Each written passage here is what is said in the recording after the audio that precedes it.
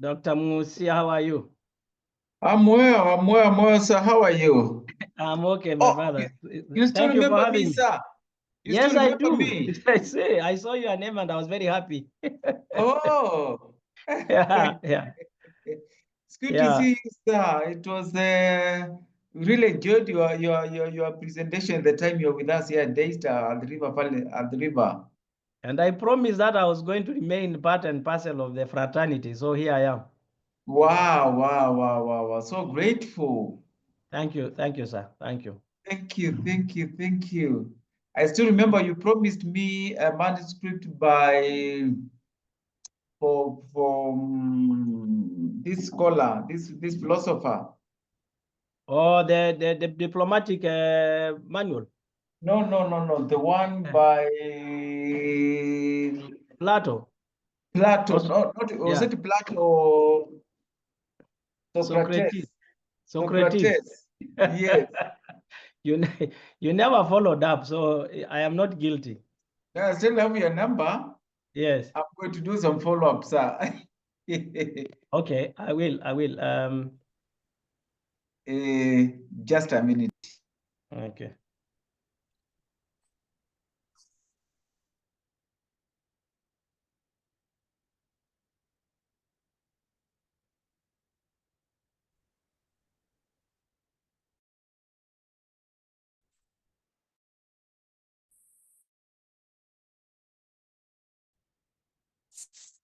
Good morning.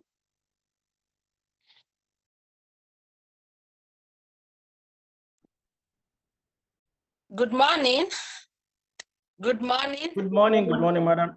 Good morning. Dr. Morning.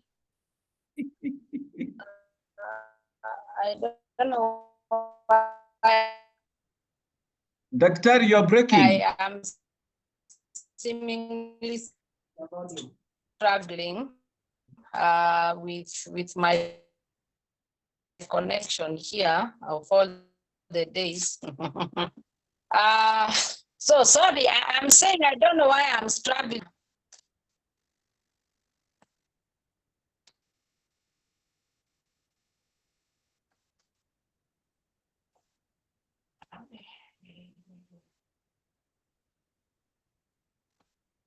Dr. I think Dr. Kene could be having internet challenges, huh? Yeah. I think yes, she has some internet challenges. You know, when I logged on, I saw High Commissioner permanent. I say, oh my God, are my colleagues checked in for this seminar? Then I remembered we had created groups.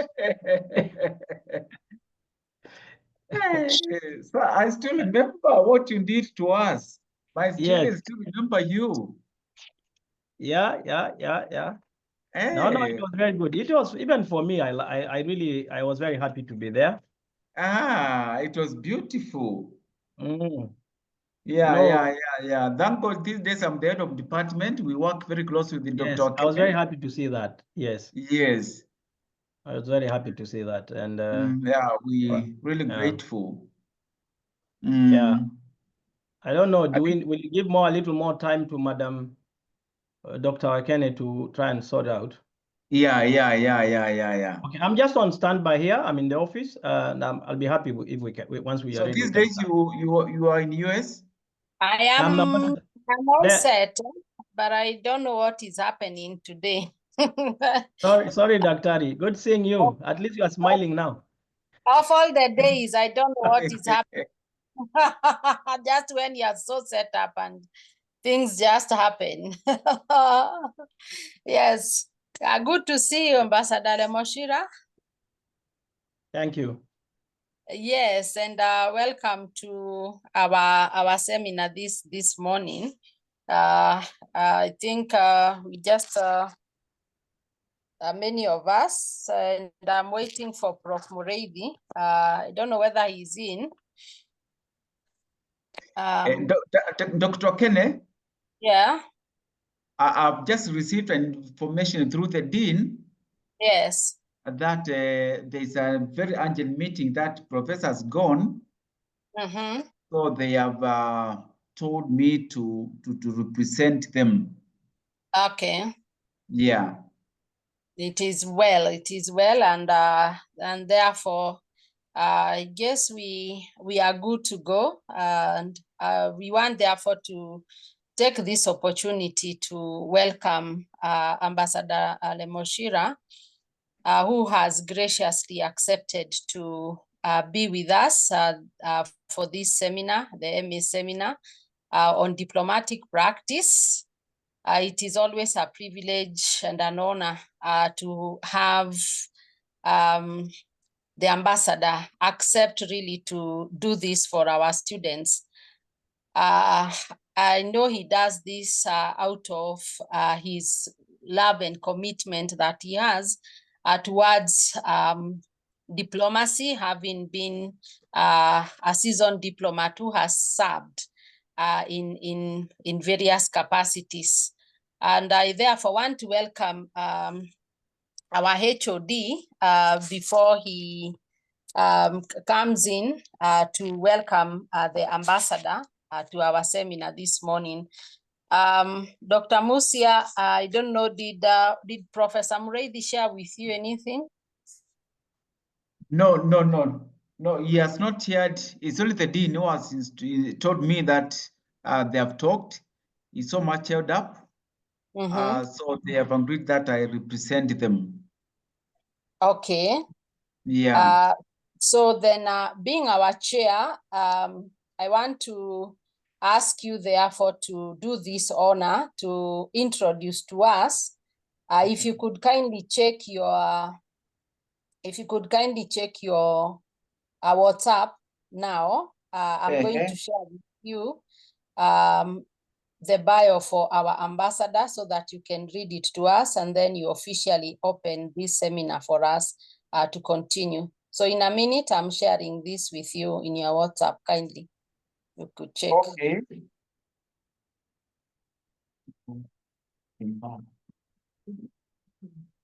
No, it's not open.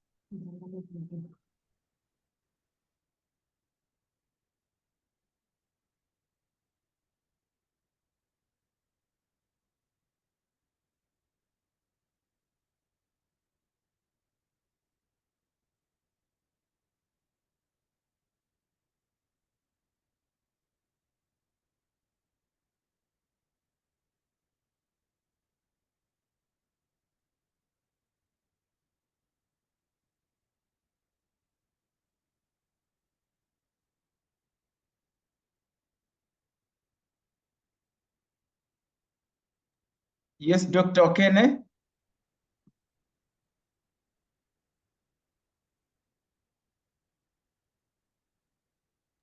I have shared. Dr. Yes, Musia, I've seen it. I've seen it, Dr. Okay, kindly. I've seen it. Kindly. Okay. Okay, thank you. Thank you so much, Dr.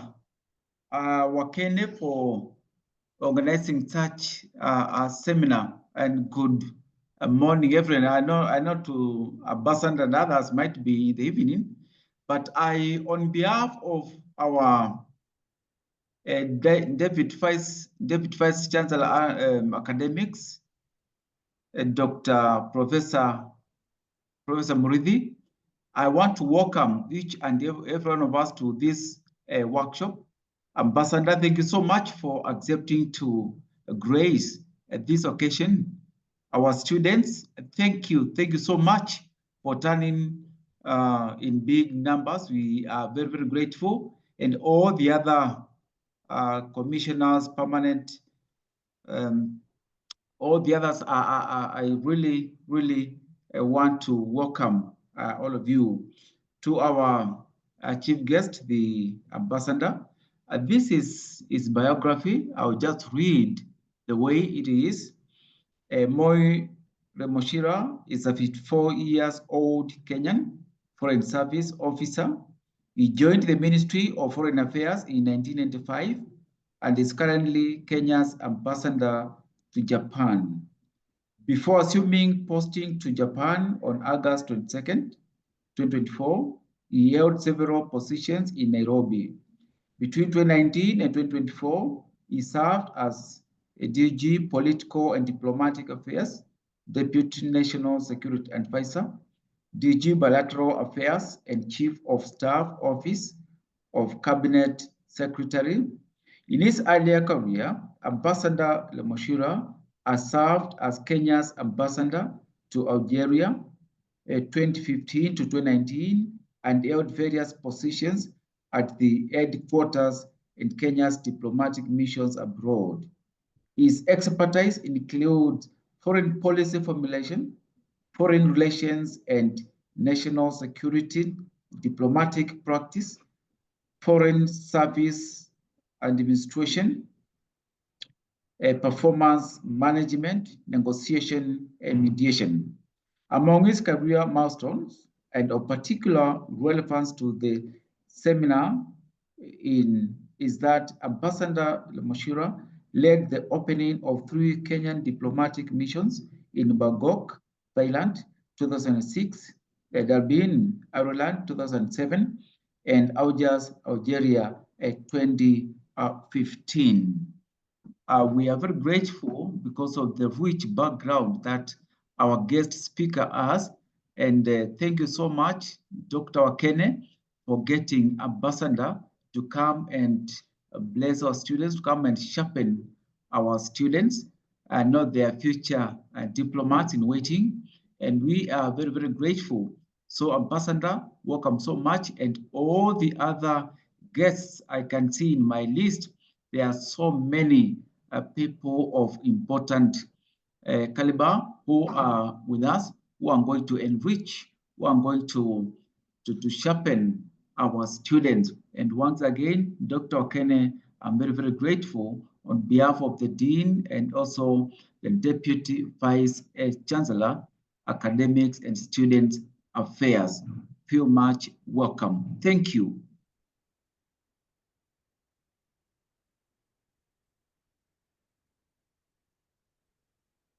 Dr. Okene, back to you. So thank you so much, our HOD, for that warm welcome to our ambassador to Japan. So I take this opportunity to welcome the ambassador because this is his seminar to guide us on the way forward. We are eager and ready to learn from him. And karibu sana, as we say it here at home. I don't know how you say it over there. Karibu. Thank you, Dr. Wakene, and thank you, Dr. Mwasi. And certainly it's great seeing you guys again. Here in Japan, we say irashaimase. It's a language that I learned 30 years ago. So I'm glad to be here, and it's a great one as always to be with the Daystar fraternity as we all try to improve ourselves as students of diplomatic practice. I have one single comment before I go to my presentation. Is simply to say that this subject of today is actually should be a whole course in the study of diplomatic studies, but because we have to do it in 2 hours or so, you will excuse that I have to try and compress, because I believe that knowledge is most useful when shared, when interaction is upheld. So I would like to suggest that we have 3 sessions.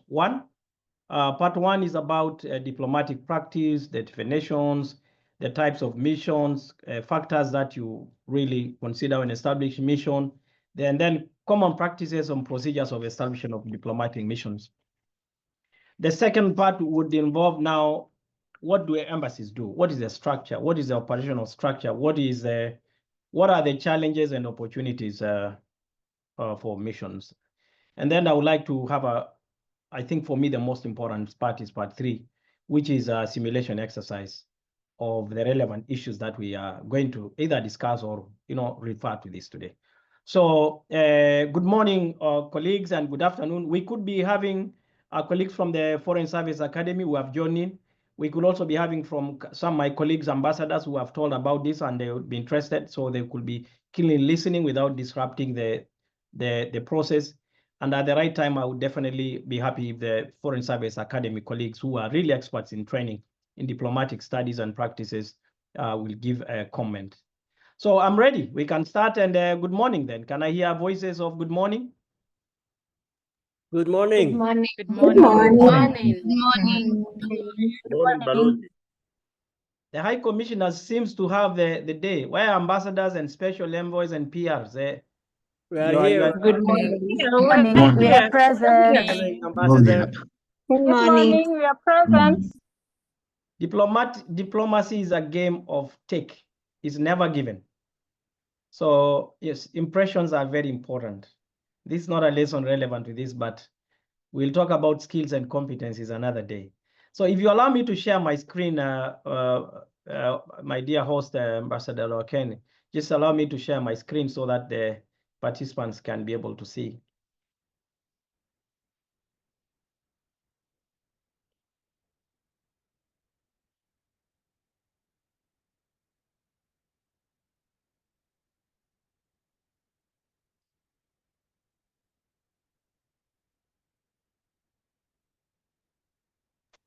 So do we all see my screen then?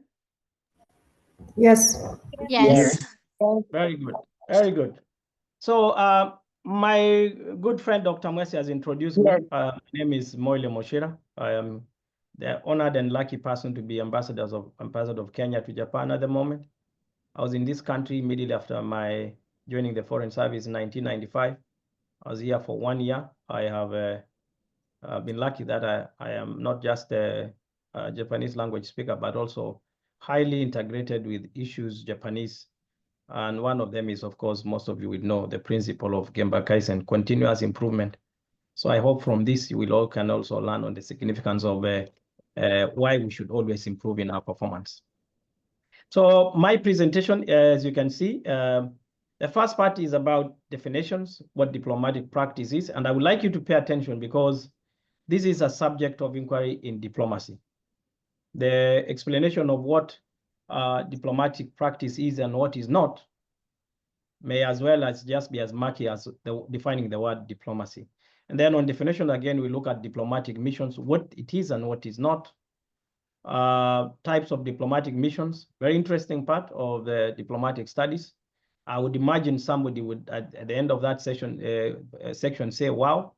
The factors that determine the establishment of diplomatic missions, I have encountered and dealt with them practically. I would be very happy to share. And then just before a short break, we'll have a small reflections on what practice and procedures that guide establishment of mission, which might differ from country to country. Now, what is diplomatic practice? Diplomatic practice is established laws.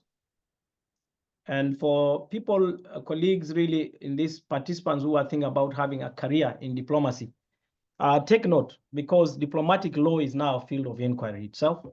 It's not international law per se. It is diplomatic law. Protocols, methods, procedures, and acts that help to establish states and other sovereigns to relate in the sphere of international relations with the aim of creating decisions and environment in favor of particular national or organizational interest. Four key issues. Four key issues: the elements, the environment, what is aimed at, and the impact of what is aimed. You can make a decision, but that decision must achieve a particular national or organizational interest. It entails mutually acceptable. Can you have your diplomatic practice alone? No, because you cannot relate diplomatically with yourself. In social life, the people say, I call myself to order. You want to have a diplomatic moment to yourself. But in the real sense of things, behaviors that govern relations between states must be agreed.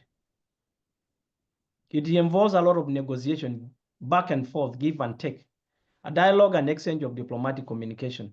That means you discuss, you agree, you disagree, but there has to be a formal communication of what you have agreed or disagreed. That's why countries sent a special envoy with bad messages. That's why countries send experienced politicians to deliver very painful decisions. It is the ways and means that define the character of representation between sovereigns and or organizations. Define the character of representation. If you study the Kenyan foreign policy behavior, if you look at the nature of the foreign service we are trying to develop now, and even if you earmark yourself the level of training and experiences you are getting as a student, they definitely differ because our country has come of age. There is a level of maturity in the way we educate academically, in the way we train for those officers who will join the service and through the academy, and for those who practice and the way we practice. So one of the elements that you will definitely see if you are to join the foreign service is there is a character variation between those who join the service at the earliest point of entry and those who evolve and are lucky by their nature of personality or relations get to serve at the highest level, for example, ambassadors and high commissioners. So please reflect on the ways and means that define the character of Kenya's representation. It is very distinct, and I could imagine it's an area of research in itself. The Greek diplomacy, the early European diplomacy, the African way, traditional, they're all different intrinsically because of the character of that is evolved in the traditions and norms of society. And finally, diplomatic practice can be seen as any behavior that advocates or allows for open or diversity is not tenable. Any behavior that advocates or allows open or diversity is not tenable for diplomatic practice. And that's why it's very easy when somebody misbehaves, you tell him or her, you're not being diplomatic. They say a diplomat is he who can tell you to go to hell, and you literally look forward to going to hell. So it is inept in all diplomats to be nice, even when they're saying not nice things. So be forewarned that understanding diplomatic practice as an academic definition, but the in-depth and the character of the tools of diplomatic practice in the real sense, in real practice, make it a bit different when you are trying to define it diplomatically or in the real sense of acting or working out or doing what that diplomatic practice is. What are diplomatic missions? There are three elements concerning a diplomatic entity.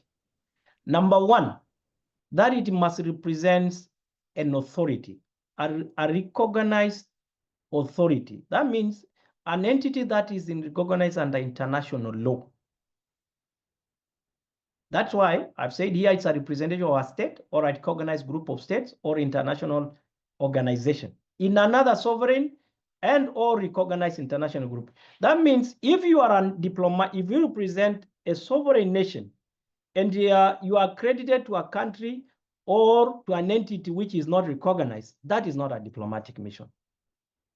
You do not exercise the provision of diplomatic law under the Vienna Convention on Diplomatic Relations.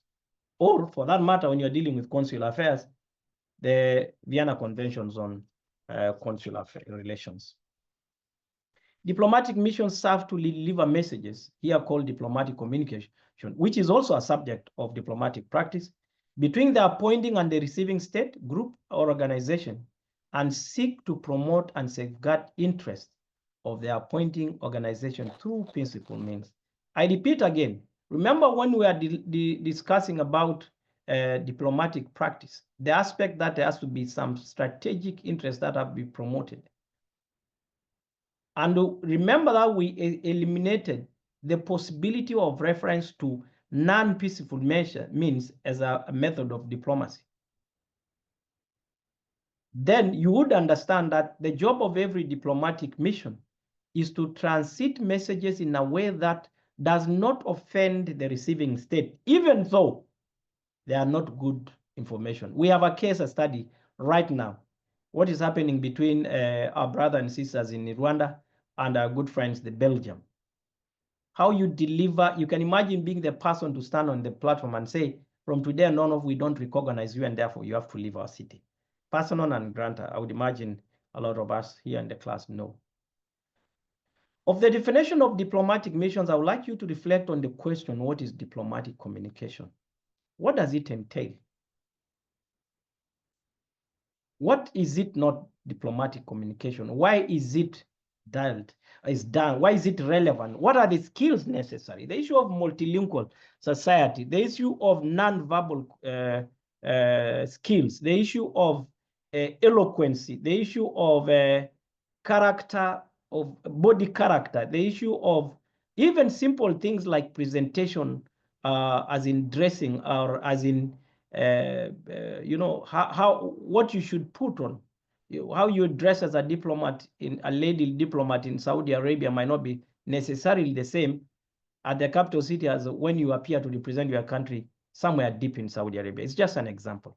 So I want you to reflect on what is diplomatic communication. Although we are not discussing it here, I know it's a subject central to how diplomats become effective or otherwise. What defines the type of diplomatic missions? Number one is the diplomatic status. I'll come lead when I'm explaining the types. Number two is the representational level. Number three is the functions. And then it is important that even the factors that necessitate the opening of that mission becomes relevant to the representational identity. And then, in a very complicated diplomatic language, admissibility of appointment for diplomatic purposes. There are missions which are open for the sake of fulfillment of international law provisions, but the others which are open for the simple reason to deliver some particular interests of a nation. Again, diplomatic missions may be resident or non-resident. When I was ambassador to Algeria, I was also ambassador of Mali, but I was based in Algiers. One is residential, the other one is non-residential. Do they carry the same portfolio? Absolutely. Do they have the same impact? No. And that again comes into when we're discussing the issue of challenges and opportunities. Very interesting phenomenon introduced by Singapore. We now have non-resident ambassadors, high commissioners of Singapore and ambassadors, who are actually resident in the appointing state. For example, the Singapore High Commissioner to Kenya is based in Singapore. So is that a diplomat? Yes, as long as that person is traveling for the purposes of performing the duties of Kenya and Singapore relations, or resident in countries in the borders of the state called Kenya, then he's a diplomat. Is he a diplomat in Singapore? I leave it to you to determine. It's a matter of subject. How does Singapore exercise diplomatic privileges for its own citizen, representing its interest abroad, but resident in the city state of Singapore? Now, key question. What is the Kenya Foreign Service and how does it relate to Kenya diplomatic missions? I'm not going to tell you the answer of this. It could come in your exam, but it's important to understand what is the Foreign Service and what is it that is called the Kenyan diplomatic missions. Are we all together? Yes, sir. Yes. Yes, Ambassador. Yes. In our Yes. discussion, you hear a few things that I'm going to mention, and I just thought I should explain to them as elements of diplomatic practice. What enables diplomatic practice to happen? Number one is the laws, and we have the Vienna Convention on Diplomatic Relations. We have the Vienna Convention on Consular Relations. We have the law of the sea, for example. Then you have the laws that govern human rights. You have right now we are negotiating what you call the Global Plastic Ban Treaty. That once it comes, we have the laws that establish the United Nations Environmental Program with its headquarters in Nairobi. So as the United Nations Habitat headquarters office in Nairobi. These are laws that govern the character and the mode of how nations relate, and therefore considered to be key elements of diplomatic practice. The second one is protocols. What is protocol? Why is the office of the chief of protocol so significant in the opening of our diplomatic missions, in the operations of a diplomatic mission, and in the closure of a diplomatic mission? The chief office of the chief of protocol is mandated to exercise and administer diplomatic privileges and immunities, and is supposed to be the window through which the embassies or diplomatic missions corresponds with the host country. In reality, we're supposed to, embassies in Kenya, high commissions in Kenya are supposed to relay their communication to the office of chief of protocol for purposes of aligning to the Vienna Conventions. Then letters of credence. What is letters of credence? These are credentials for ambassadors and high commissioners, permanent representatives, who carry what we call the sovereignty representational authority, described in diplomatic practice as extraordinary and plenipotentiary. So any student of diplomatic practice must know what a letters of credence is. You must know what's the difference between letters of credence, what kind of documents are given to permanent representatives, what kind of letters are given to consul generals, what is the format of appointment of a honorary consul, and why is it important to have exchange of letters when you are establishing an interest section in other countries' diplomatic mission. On the issue of elements of diplomatic practice, in terms of method, diplomacy has two main methods of diplomacy. One is track 1 diplomacy and the other one is track 2. Basically, the formal and non-formal. And both impact on whether nations will establish relations or not. You could have nations that have very good relationship formally, and you can have nations which have informal relations through close partnership between politicians and private sector. Some of the procedures that are important is the diplomatic bag. What is the diplomatic bag? Why is it important in diplomatic practice? How is it happened? What protects it? What happens when it is misplaced, when it is interfered with? How high is the diplomatic bag in the element of diplomatic law? And finally, acts of dispatch of special envoy, which we are not going to discuss here because it's not a diplomatic mission, but it's a very essential element and a connector, an enabler of diplomatic practice.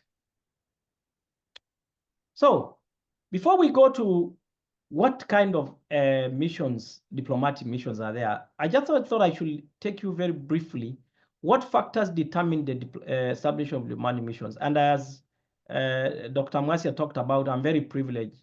I think I could say I hold quite some experience when it comes to the opening of missions, having opened 3 of them from the very beginning. One is political and diplomatic. What is political in diplomatic sense? Political is the historical story relations between countries. Political in diplomatic sense is the historical sense of things that were. Does the history of Kenya and United Kingdom determine that we should have diplomatic relations and therefore establish diplomatic missions in each other countries? Absolutely, yes. Was London the first missions for Kenya to open when we got independence? No. Was UK the first country to open a mission when Kenya got independence? No. That's their car, why their car is number 22 CD. So there is 1 to 21, of which Japan is one of them, is 13. Germany was the first one to recognize Kenya upon independence, and then Russia.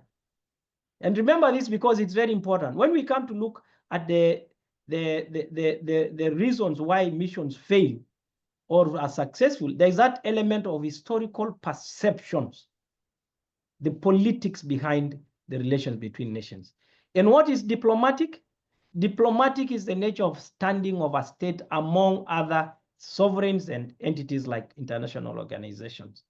It is an engagement framework in which countries are able to say, we are here, we are ready to work with you, but at the back of it, they have their national interest. What about economic and trade? Economic and trade embassies are open because of interest of the private sector, of the interest of the investing arms of agencies of the appointing government. Countries open missions because they are part of what you call a partnership, an economic partnership. The East African Community of 1977 was really, truly an economic partnership that warranted us to be here. Right now, we should be some another level. We should be beyond the EU in terms of diplomatic representation. And this is something that will come at the end of this this seminar, as we question the validity of the future of the EAC as a region. Defense and security is clear. Countries don't open missions in other countries just to be safe, to increase partnership in security and defense, but also to watch over each other. That's why some countries, their embassies are truly listening posts. They are offices for selling arms. They are offices for buying bullets. They are offices for transfer of technology in defense and security. Diaspora and cultural. I would like to talk about diaspora in the sense that more and more the people from the non-resident of a country are becoming essential in the delivery of the national development agenda. Progressive democracies like India, like Philippines, like Mexico, Kenya in that list, the element of and the role and significance of diaspora has become so open-ended, to the extent that the Kenyan Constitution 2010 actually obligates the government to ensure that Kenyans in the diaspora vote, not extensively, for the election of the president. They cannot elect MPs, they cannot elect MCS, they cannot elect senators and women reps, but the Constitution obliges the government to make sure that as many Kenyans abroad get to vote. Diplomatic missions, I think 9 or so of our missions abroad are already exercising that. Kenyans abroad are voting. Missions are open also to harness the diaspora investment back home. You would understand, and I'm sure you know, that right now with 400 billion of their hard-earned money is coming to be one of Kenya's, if not Kenya's, highest foreign exchange earner. It has overtaken tourism. It has overtaken flowers. It has taken coffee and tea. Diaspora is the largest foreign exchange earner for Kenya. That is why I went to Ireland in 2006, because our Irish partners are not just supporting our development programs, but also the increase on the Kenyan diaspora and what they contribute to our nation. You understand cultural, countries are the same. We have cross-border populations between Kenya and Uganda, Kenya and Tanzania, Kenya and Ethiopia, Kenya and Somalia.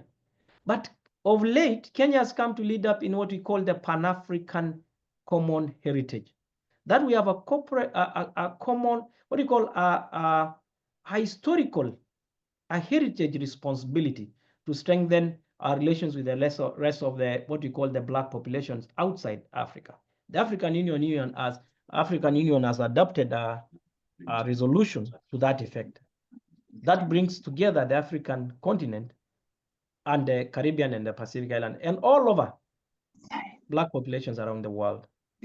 So diaspora and cultural is a very important aspect right now. And that's why even when we come to the issue of the types of mission, consulate and honorary consulate generals really, to a great extent, represent the interests of the diaspora. Reciprocity, tit for tat. You do it, I do it. You open, I open. Very common with political game. If two presidents are too close to each other, if they get to meet always in the UN, if there's a reason that one country sees interest in the other, but the other country might not see, the fact that they have opened a mission in your capital city, you do open to. I've just mentioned capital city. There are no diplomatic missions resident in non-capital cities of the receiving state. The Kenyan embassy to Switzerland is not based in Geneva, it's based in Bern, because Bern is the capital city, the administrative capital city of Switzerland. While we have a permanent representative office to the United Nations in Geneva, we had to open our bilateral mission to Switzerland in Bern, a big element of reciprocity. A lot of issues our mission in Geneva could easily handle. But for particular reasons of reciprocity, in addition to some other contribution of the mission too, we had to comply with that element of reciprocity so that you can have a direct access and connectivity in bilateral relations. Displacement, rescue, reprieve. This happens when there is war, declaration of war. When there was a war in Sudan recently, a lot of European Union embassies moved their embassies to Nairobi temporarily. If you are, for example, in a country and you are given 48 hours to leave, what happens? The most logical thing is you are appointing or you're sending authority will say, move yourself into the nearest of their mission. And where there is absence of an mission, into the nearest friendly country. Then finally, international and regional laws, which allow that countries be represented. I give you a good example, and this is someone I'm very proud of. Very recently, Japan opens its permanent representative office to the United Nations Environment in United Nations Environment Program in Nairobi. They have the mission they opened in 1967 in Nairobi, which is a bilateral affairs mission. But they complemented, because the international laws provide for them, that as an active member of the United Nations Environmental Program, and one of the biggest financiers of the UNEP programs, they have a stake in the UN offices in Nairobi. So late last year, early this year, Japan opened its permanent representative office to UN offices in Nairobi. Not just for the purposes of conforming to international provisions, but also to take advantage to promote its interest, given more that is a major player. What are other factors? I mentioned the issue of an agreement between politicians. We have a lot of our missions towards the Southern Africa region, which were really necessitated because of the politics of the moment and the elevation of our former president, the late Moi, as a really an African thought leader. There are some factors which can arise from personal decision, personal strategies. It is always important to reflect that diplomacy is a changing game to match the changes in our global environment. Right. These are the types of diplomatic missions. There's an embassy. Some embassies are high commissions. Some high commissions are embassies. But I'll tell you the main difference. I would imagine you know. They are permanent representative offices and delegation. They are different. So it's not one type. They are permanent representative offices and they are delegation. And then there is a consulate general, which is different from consulate because of the level of responsibility and coverage. And then there are honorary consul general and just honorary consulate. There are liaison offices, and there are, at the lowest there, we have interest sections. It takes a lot of experience to go through to be able to live and tell the stories of all the types of diplomatic missions. So for most people, it remains a theoretical issue when you talk about some issues, some types of diplomatic missions. What is an embassy? An embassy is a fully fledged diplomatic mission in a non-Commonwealth member state. What is the Commonwealth? The Commonwealth is the organization of countries that had either been colonized by the United Kingdom and Great Britain, or have since their independence had a special relations with the United Kingdom.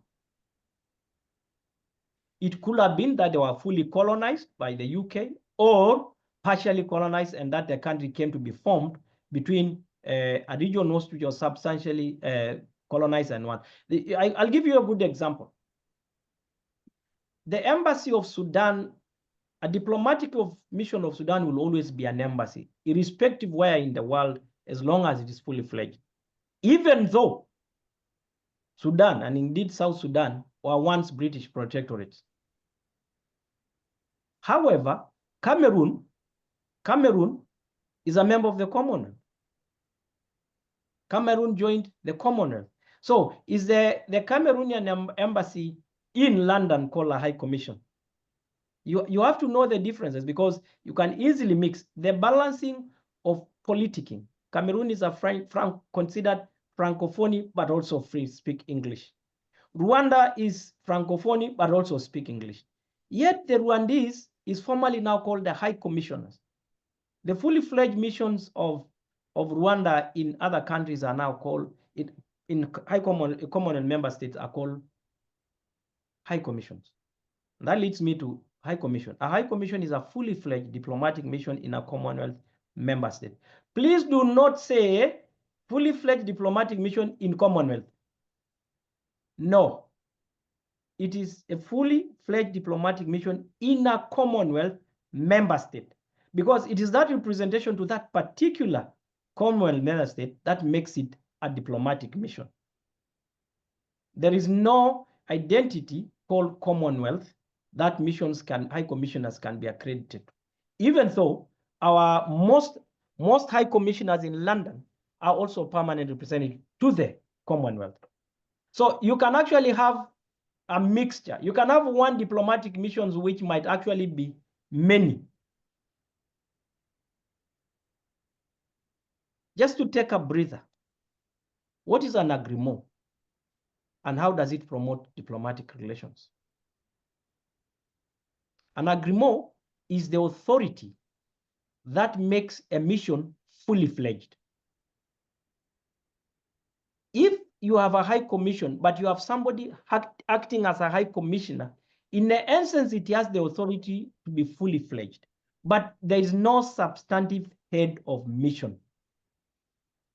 Getting the agreement or the authorization, the concurrence of appointment, the identity of sovereignty, representative sovereignty, that individual called Lemoshira is now the ambassador of Kenya to Japan, has to be aligned with the fact that I have to bring an agreement signed to approve, for me to be approved to be here. And once it is approved, I am given letters of credence in which His Excellency the President of the Republic of Kenya identify me as his personal representative who is mandated and authorized to speak and act for the sovereign and act in a way that best promotes the interests of Kenya and the common interests of Kenya and Japan.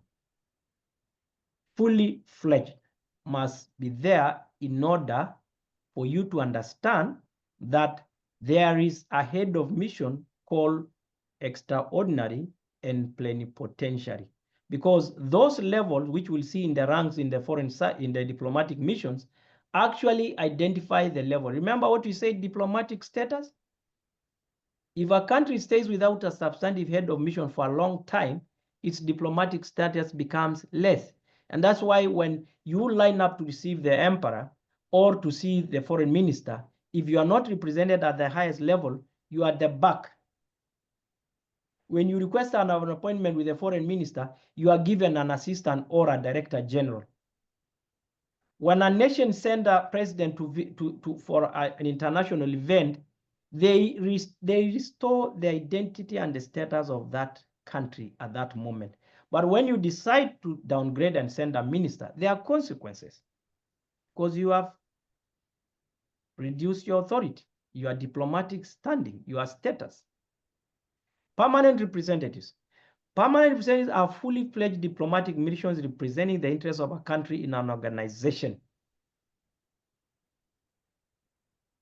For example, the permanent representative of the Republic of Kenya to the United Nations office in New York, Geneva, Vienna, in Nairobi UNEP, in Habitat. These are fully fledged diplomatic missions because they are given appointment to the highest to present the interest of Kenya in engagement with the highest authority in that organization. So the first person that the PR, a new PR of Kenya will meet when they go to New York or Geneva or Vienna is who? The Secretary General or the Director General of the UN office in that city. Can a permanent representative be a High Commissioner? Yes. A High Commissioner in London is a permanent representative to the Commonwealth. Can a permanent representative be an ambassador? Absolutely, yes. We have an ambassador in Rome, and he's also a permanent representative to the Food and Agriculture Organization, FAO, based in Rome. We have an ambassador in Spain, Madrid, who is also the PR to the United Nations World Tourism Organization. IMO is the same thing. OIM is there. Our High Commissioner is the permanent delegate to the International Maritime Organization based in London. Our ambassador, Ambassador Galma Boru in Indonesia, is not just ambassador to Indonesia, but he's also our representative to the Association of Southeast Asian Nations with its headquarters in Jakarta. Offices. What diplomatic missions are called offices? Offices are the representative authorities of the international organization in a country or in another organization. We have just been talking about the New York. It's called the United Nations office in New York, the United Nations office in Nairobi, the United Nations office headquarters in Geneva. They are not called embassies. They are not called High Commission. They are called offices. But they also hold the same level of diplomatic status, except that these are organizations which represent member states. So in order of things, they can never be above nations and member states. So when you have a Commonwealth meeting, even though its permanent representatives to African countries may appear, the permanent representative to the member states always has stand high in precedence. So I would like to recommend to you to understand what it means for a mission to be fully fledged and the interrelation and intertwining meaning of diplomatic missions. That one can be many, and yet some can be restricted. In terms of admissibility of diplomatic law, diplomatic privileges and immunities, the status also changes the variation, what the laws, diplomatic privileges and immunities are applicable. My last text on my last screen on diplomatic missions is liaison offices. Oh, did I? I deleted. There's something. Oh, here it is. Consulate. A consulate general. The Republic of Kenya has a consulate general in Los Angeles, but it has a consulate general in Arusha, but it has a consulate in Lagos. What is the difference? Let me just explain that consulate generals and consulates are representation of a country in another country, limited to particular interests and with restricted diplomatic status. I will explain this. Our consulate general in Los Angeles was open to promote Kenya's economic interest and attend to diaspora need under that region of the United States. Their consul general cannot go to other regions in the United States and promote Kenya's interest without the authority of the ambassador in DC.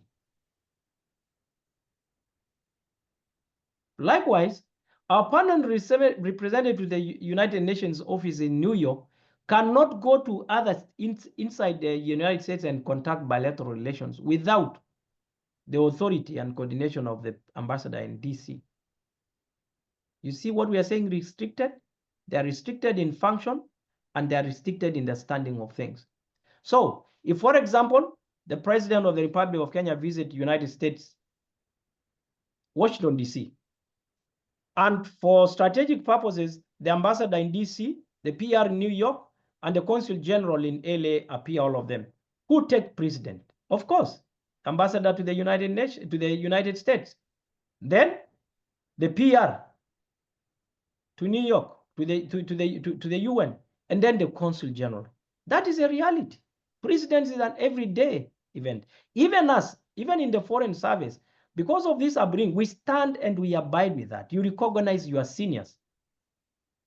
It is diplomatic character. It's the nature of this game of diplomacy. So the difference between consulate general and consulate is the limitation of functions. It is on how much they engage the host government. It is how much they can be autonomous from the bilateral mission. Now, when you have a consulate general, for example, but you don't have an embassy, the consulate general can contact businesses without consulting anybody else except the headquarters. But when you have a consulate, it means that there is a country, your country has another embassy somewhere accredited to that country on non-resident basis. Of necessity, is it possible to apply to the consulate general? Sometimes. It depends on the interest, strategic interest between the two countries. This is one of the most unlikely understood variation in diplomatic missions among students of diplomacy. And that happens also for the honorary consulate general and honorary consulate. Remember, the term honorary is given to emphasize that this is a granted appointment. This is a specialized appointment of non-citizen. Non-citizen, usually citizen of that country in which the sending state want to promote some particular interest. So, until we open our mission in Morocco, Casablanca, we had a honorary consul general in Rabat. What happens? Before, when I was in Malaysia in 2000 and 2004, we covered Thailand, among other countries, on non-residential basis. And then, by then, we had a honorary consul general representing Kenya's interests directly, a Thai person. But when I opened the mission in Thailand in 2006, automatically, the honorary consulate general ceased to operate. However, a country can open a fully fledged mission at the capital city and still retain a consulate general as long as the consulate general of the consulate is not based in the capital city. It is possible that a country can have an embassy, a high commission, and yet have multiple consulate generals in some other cities to represent its interest. There are so many consulate generals of other countries in Mombasa to represent the interests of the country that are particular to that region. So non-citizens have a role in diplomatic representation and in running form of diplomatic missions. And you can actually see they also have a red number plate in Kenya written C to mean consulate, to mean consular. They are restricted to promote some interest of their sending the countries they represent. For a long time, a lot of Western African countries did not have diplomatic missions in Kenya, and they have so many honorary consulate general. The same for the island states in the Indian Ocean. Most of them are represented by honorary consulates in Kenya. And most of these people are actually quasi-Kenyans, quasi-nationalities of those countries because of the ethnic blending between the Arabic population in the coast and the Kenyan population. Now, I pass this by just putting a question. How do you understand how a country can establish a consulate office in another country? What process takes place? Is it any different from an embassy? And this can be very technical. So I would encourage you to understand, because it is good to know what really happened. And I'm going to explain the opening of missions in very soon. But again, let's see our last slide. Our last slide is liaison offices. Kenya has a liaison office in Hargeisa, Somaliland. Is Hargeisa a member state of the African Union? I mean, Somaliland. Is Somaliland an independent state? can you have a diplomatic representation in a non-recognized country? And this is a bit tough. When you look at our representation in Hargeisa, which is in Somaliland, the region of the Federal Republic of Somalia, and when you look at a country like the Western Sahrawi, which really is an entity of dispute between Morocco and the people of Sahrawi, but yet has a fully fledged diplomatic mission in Nairobi. The dynamics of politics, remember when we were talking about factors that necessitate opening of mission? The dynamic of politics and the complexity of national interest, the intertwining contradictions between interests of one state and another, complicate the understanding of how diplomatic missions are established and operated. Liaison offices and interest sections are allowed to try and reduce the confusion and give clarity to the promotion of mutually accepted interest. I would like you to look at Hargeisa, the Kenya liaison office in Hargeisa. What does it promote and why does it exist? Why do Somaliland region have an interest office in Kenya? So interest sections can be two. One, when there is a political entity of a region that is perceived as a strong partner of a receiving state, they are allowed to open an interest section. Until South Sudan, until the Republic of South Sudan became independent in January 2005, yeah, they had an interest section in one of the embassies of one of the East African Community member states. This interest section was to promote the interest, the political aspiration, and the inevitability of war to independence that South Sudanese were going through. But there is also another type of interest section. When I was in Malaysia, one of the northern region of Belgium, which is Dutch speaking, had an interest section within the Dutch embassy, within the Belgian embassy. So there was this embassy that represented Belgium national interest, but there was a section headed by an appointee of the governor of that northern region in Belgium, which speaks Dutch, and I think not Flemish. That is an interest section. Taiwan has a very active diplomacy, particularly with island and small states. Does it run embassies? Maybe in countries that recognize it, but it has interest sections all over the world. That, again, is a solution to the confusion and the complexity of managing and aligning the complex nature of national interest between states. Those are the main types of diplomatic missions, in my experience. I have tried to explain to you what they are, what their purpose is, what their standing is, the laws that govern it, and I leave it to you to remember that the administration and application of diplomatic immunities and privileges under the Vienna Conventions, both of them, spell out what is possible for every level and type of diplomatic mission. Thank you very much. That is our first part. We're trying to explain what diplomatic practice is. We have gone to discuss about some of the elements, what are diplomatic missions, the reasons why missions, countries open missions, the type of diplomatic missions. I've explained to you the various differences and placed some key questions for you to think about as we move on to our next section.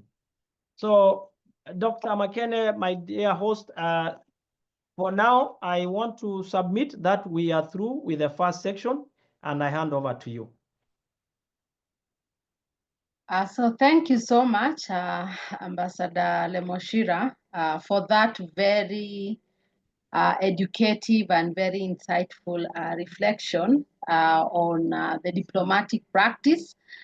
I am sure wherever we are seated, every one of us, we are making notes, just like I am doing, because as we know, our assessments are just around the corner, and thanks to our ambassador, because he forms part of that assessment that we are going to do very soon. So just to thank you so much, Ambassador Lemoshira, once more, that we have really learned so much. I've made so much notes, I can tell you here. And I know my students have also done the same.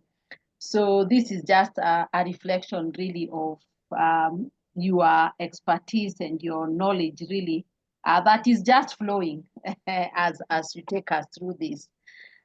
So I want to post there as Ambassador guides us on the next way forward, and what he wants us to do, because this is his seminar, and we are here as students to learn and be guided by you on how to proceed at every level of this. So we stand guided on what to do next. So we are on standby on whatever you would want us to do in the next few sections to continue. Thank you, madam. I want to suggest as follows. We take a 5 minutes break, and in those 5 minutes, I will urge the participants to place questions on the chat room so that I can take note as we move to the next part. So let's take 5 minutes break, and precisely 5 minutes, Japanese 5 minutes. And in those 5 minutes also, I would ask participants to place their questions on the chat room so that we can see we don't have people ask the same thing. Is that in order, Daktari?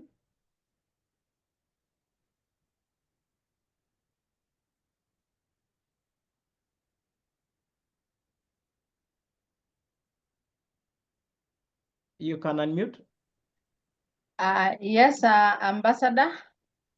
I'm suggesting we have a 5 minutes break, and during which any participant who has a question can put it in the chat room. You can put it, make your question specific and precise. Make it obligatory that, because when you ask a good question, I find the obligation to answer. But when you don't put it clearly, I find an excuse to escape it. All right. 5 so minutes. we have 5 minutes to put our questions on the chat, so that Ambassador can be able to respond to them. So kindly use your chat box to put your questions there. Meanwhile, we will also harvest those questions so that we don't skip any. Thank you. And I'll take this. I will expect to take the mic again in 5 minutes at 5:13, or for Kenyan time is 11:13. All right. Thank you, Ambassador. So you can take a cup of tea or maji kidogo for all of us. Please put your questions on the chat.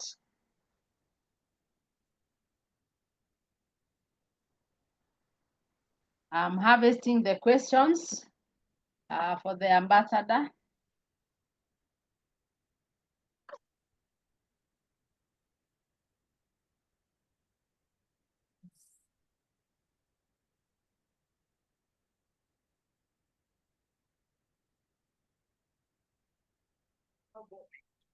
Look at me. I want to teach you something powerful. If God's desire is for you to go this way and enter a door, please watch me. If God's desire is for you to go left and enter the door to your destiny. So please let us remain on mute, all of us, please. Thank you.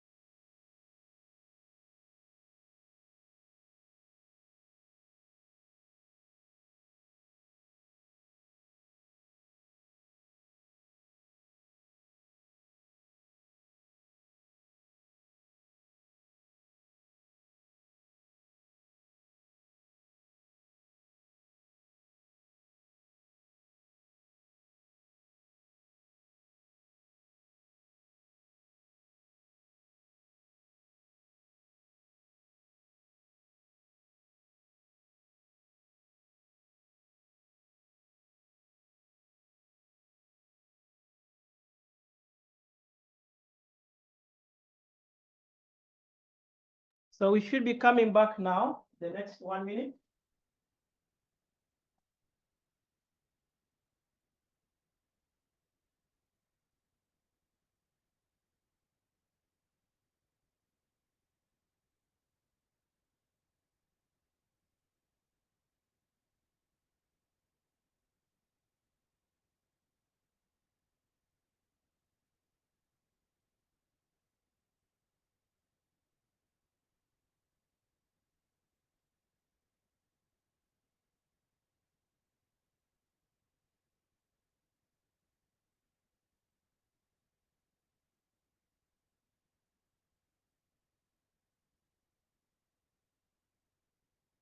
So, Daktari, are we there?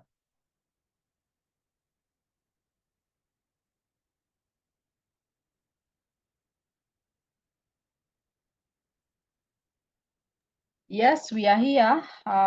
So I have some questions already for you.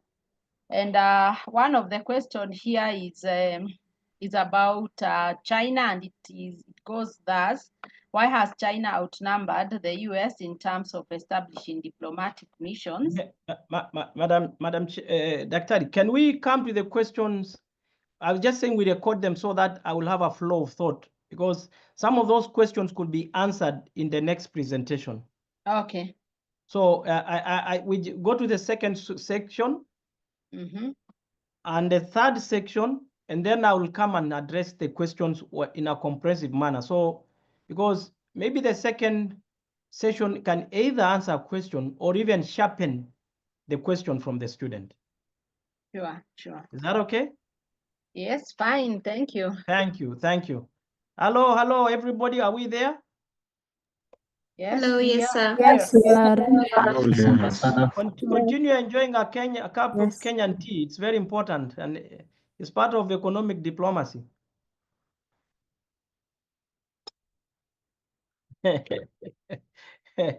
Okay. Now let's share then. Let's share the. Let me share the presentation.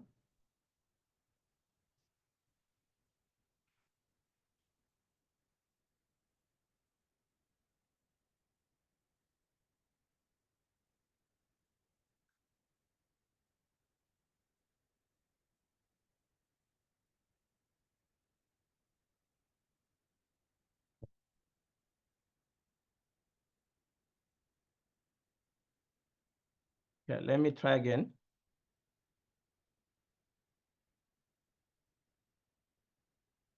All right. Do we see something on the screen? Yes, sir. Yes, you can see. Yes, we can. Do we see something written part 2? Yes. Yes. Yes. Yes, we can. This session should take us about 30 minutes, 35 minutes, yeah? If most, because these are issues which are very much available and accessible, and they tend to be the same. And again, I'll try to share my experiences, because that's where really the practical aspects of diplomacy come, to the fore. That's help you to understand by use of examples. So part 2 has to do with the functions of diplomatic missions, the operational structure and common practices, the opportunities and challenges. For the simple reason some of those explanations are a bit sensitive when they made specific and particular to a country. I'll use very general descriptions to explain and send examples. So remember we talked about opening of diplomatic missions. And it's very important to understand the common practices and procedures of establishing diplomatic missions, because they will either or both, they will define the function of the mission, and they will also define the character of that mission. Before I say much, a mission that is open for economic and trade would have a very big section on trade. Some even, like the Chinese representation in Kenya, has a very different, a whole different embassy building for commerce and trade.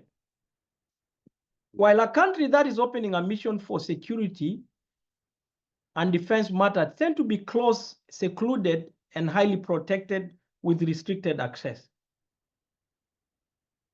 So the common practice and procedures on established diplomatic missions determine, you can easily know from how the mission has been opened, where the nature and the functions that are anticipated for that mission.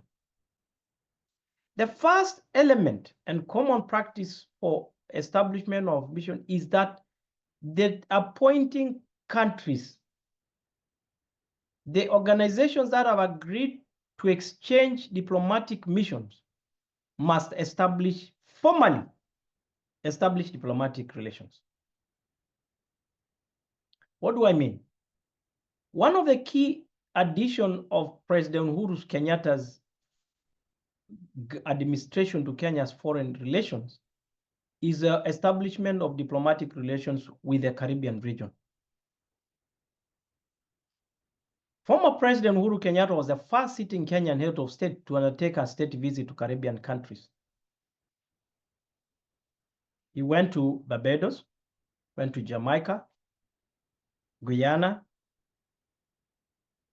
What does it mean for a president of one country to go to another country when they do not have diplomatic relations? So the first step of opening a mission must be the formal establishment of diplomatic relations, which is usually done through either an unsigned joint communique or, as the common case for Kenya, the signing of a memorandum of understanding on establishing diplomatic relations. So here I am in Japan. I say, whenever I introduce the Kenya embassy here and our relations with Japan, I said, Kenya and Japan established relations, diplomatic relations, immediately upon the declaration of Kenya's independence. So one of the tenures of our engagement with Japan is immediately Mzee Jomo Kenyatta took up the mantle as the President of the Republic of Kenya. There was an exchange of MOUs of note through the United Nations office in New York to say from today, upon Kenya's flag going up at the United Nations headquarters in UN Plaza in New York, Japan formally recognizes Kenya. But it only came after Germany, Russia, China, in that order of diplomatic car number plates. It is number 13. So although I said Kenya and Japan established relations, diplomatic relations, immediately after Kenya's independence, we had an exchange of diplomatic missions way later. Japan opened its mission in Nairobi in 1967, while we opened the resident Kenyan mission here in 1979. The opening of those resident missions was only possible because our two countries had already formalized their diplomatic relations. Formal notification. Before a country opens an office of whatever statute diplomatic mission, there has to be a formal notification, usually communicated in a note verbal, but at times sometimes delivered as a special message, either by the ambassador, the high commissioner, a senior official of the foreign ministry, or even a diplomatic agent has hired a special envoy. Formal notification, which says that the Republic of Kenya, subsequent to the signing of a memorandum of memorandum of understanding with the Republic of this and this country, do here inform of its intention to open its resident diplomatic mission or its diplomatic mission in this capital city on non-residential basis. Formal notification. Can you just appear with your briefcase and you say, I've come to open the Kenya embassy, where can I rent a space? No. It's a process. Now, at the amount of formal notification, The two countries can agree on a mutual recognition of diplomatic appointees. At that moment, the two countries will agree on the names or individuals of CDS, or even at sometimes immediate high-level representing form of ambassadors, but very rarely, very, very rarely do immediate substantive heads of mission go in immediately. In my experience, Kenya since 2006, 2005, has created what we call the role of an advanced team. These are senior experienced officers who are knowledgeable and have experience in the management of missions, have a deep understanding of diplomatic practice and the protocols, have applied diplomatic law and tested or proven experience in the advancements of Kenya's national interest, are put together as a team which will have a political officer, diplomatic officer, if you want to put it, as somebody who is experienced in finance, as somebody experienced in strategic issues like security, and they go and become of an advanced team to formalize the opening of the mission. Mostly, the advanced team don't serve in that new mission. They address the issues and report to headquarters to allow for a deployed unit or deployed officer to go and perform their duties. And that's why we come now, appointment of diplomatic agents. Once the mission, the advanced team comes back with its report, now the Ministry of Foreign Affairs, State Department of Foreign Affairs appoints the diplomatic agents who now go and represent Kenya in that. The appointment of these diplomatic agents cannot be by email or by call. They have to again be processed through diplomatic communication tool called a note verbal. What are the other types of diplomatic communication tools? Statement, speeches, aid memoirs. But Dr. didn't ask me to talk about that today. So the next one is the appointment of diplomatic agents, those people who really go and do the nitty-gritties of diplomacy. Opening of missions in case of a resident presentation or designation of a non-resident appointment. You can either appoint somebody to be directly resident, as the case we did with the Casablanca in Morocco, the case we did with Thailand, the case we did with Ireland. I was in Ireland for a couple of months before I handed over to my former senior colleague, Ambassador Catherine Mwangi. Yet, in Algeria, I went myself. I was the first person to go there and really do the substantive work of opening the mission. So it varies. Then the establishment of is not restricted to substantive ambassador or head of mission. You can even send a junior officer. When I went to Thailand in 2006, I was a first secretary. When I went to open the mission in Dublin, I was a counselor. And when I went to open our mission, when I led the advanced team to Casablanca in 2013, I was a director. But when I went to Algeria, I was a substantive head of mission. So the level of opening of missions and the rank of officer depends on the decision of the appointing authority. Needless to say, in many cases, the assignee charged with operationalizing a new mission is usually designated as chargé d'affaires. I would imagine that as students of diplomacy, we know what that means. This is somebody who has the authority to function as if he holds the right to say on behalf of his government for the time being. It means you are a disciple with authority. The real bearer of the sermon is on the way. I thought of putting it this way. I have explained the factors and how missions are open, but what factors can lead to the closure of a diplomatic mission? And I know I'd kept a list of who is who, and according to the list that I was given by Daktari, there is somebody who is number 5. Number 5 is Daniel Monga. Daniel Monga, I think you are in what group? Daniel Monga is in high commissioners? Please take note of this question, because I would like you to answer this question later on when I call you. What are the likely factors for closure of a diplomatic mission? The main functions of diplomatic mission. I have explained that there are 8 or so factors to consider opening a mission: political and diplomatic, economic and trade, defense and security, consular and cultural, special interest, and other factors, international law and regional law. All these factors that guide the opening of the mission more or less align with the expected main functions of diplomatic mission. I have put the word main function there because the work functions of a embassy are honestly, you can't list all of them, because sometimes even the individual role of personal officers there become functions of missions. From a light point, Dr. would be playing golf a function of an ambassador? So Yes. main functions of a diplomatic mission. Number 1, representational duties. Number 1, representational duties.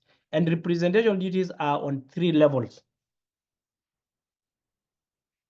There are letters of credence given by a head of state to for the ambassador or a high commissioner reads, "This is the one I trust, with whom I've given the authority to act and say on behalf of me and the Republic of this." So number 1, you represent the sovereign leader, the head of state. You are the personal representative of the head of state. That is the first level of representation. Number 2, you represent the sovereignty of your nation. When you speak, it should be treated as if the head of state of that country is speaking. That's why you are called His or Her Excellency, because of those 2 levels: representing the sovereign individual, representing the sovereignty of your nation. Number 3, you represent any other interest that either your country will have individually or collectively with other states or recognized entities. A good example of the 3 levels is when a Kenyan ambassador delivers a letter signed by the president inviting the president of another country to visit Kenya. That is singular representation of the head of state. Or when an ambassador gives a statement about the state of terrorism in Africa or climate change and why Kenya is calling for concerted efforts. That is representation, sovereignty representation principle number 2. Or you can speak on behalf. Kenya is now the chair of the East African community. And I here in Tokyo, I'm supposed to create a structure to keep the East African group together. And at every opportunity possible, when there is an issue of interest to the EAC that has to be addressed, they say Kenya is now the chairman of the EAC summit. And therefore, it is Ambassador Lemoshira who speaks on the collective interest of the EAC. Take note that inside that collective interest, there has to be some particular interest of the nation called Kenya as well. Representational duties. The ambassador, high commissioner, PR, and all heads of mission, even if they are third secretary, they use what we call a representational vehicle. That representational vehicle is registered by the host nation to depict the authority, the level of sovereignty being represented by that person. That's why when you're abroad, you fly a Kenyan flag. That's why in countries which you do not allow Kenyan flag, you will see 001 Kenya. Or even just in some countries, is a small flag of the appointing country and the name of the country below. Those representation duties come with a lot of responsibility, a lot of responsibility. And that's another area that I can encourage Daktari to have a section on discussions, responsibility of diplomats or diplomatic missions. Number 2 function of a diplomatic is promotion of national interest, political, diplomatic, economic, trade, diaspora, cultural, tourism, and many more. Defense, security. That is the second function. It's clear. I think you all know that the success of any Kenyan mission must be measured by how much they promote the national interests of our country. That is why in section 3 of my performance contract, according to the online performance management system, the 8 technical issues, 6 of them are on the promotion of national interest. And these are, we every day update, every day, we update how much we have achieved on the targets of performance management on promotion of Kenya's national interest.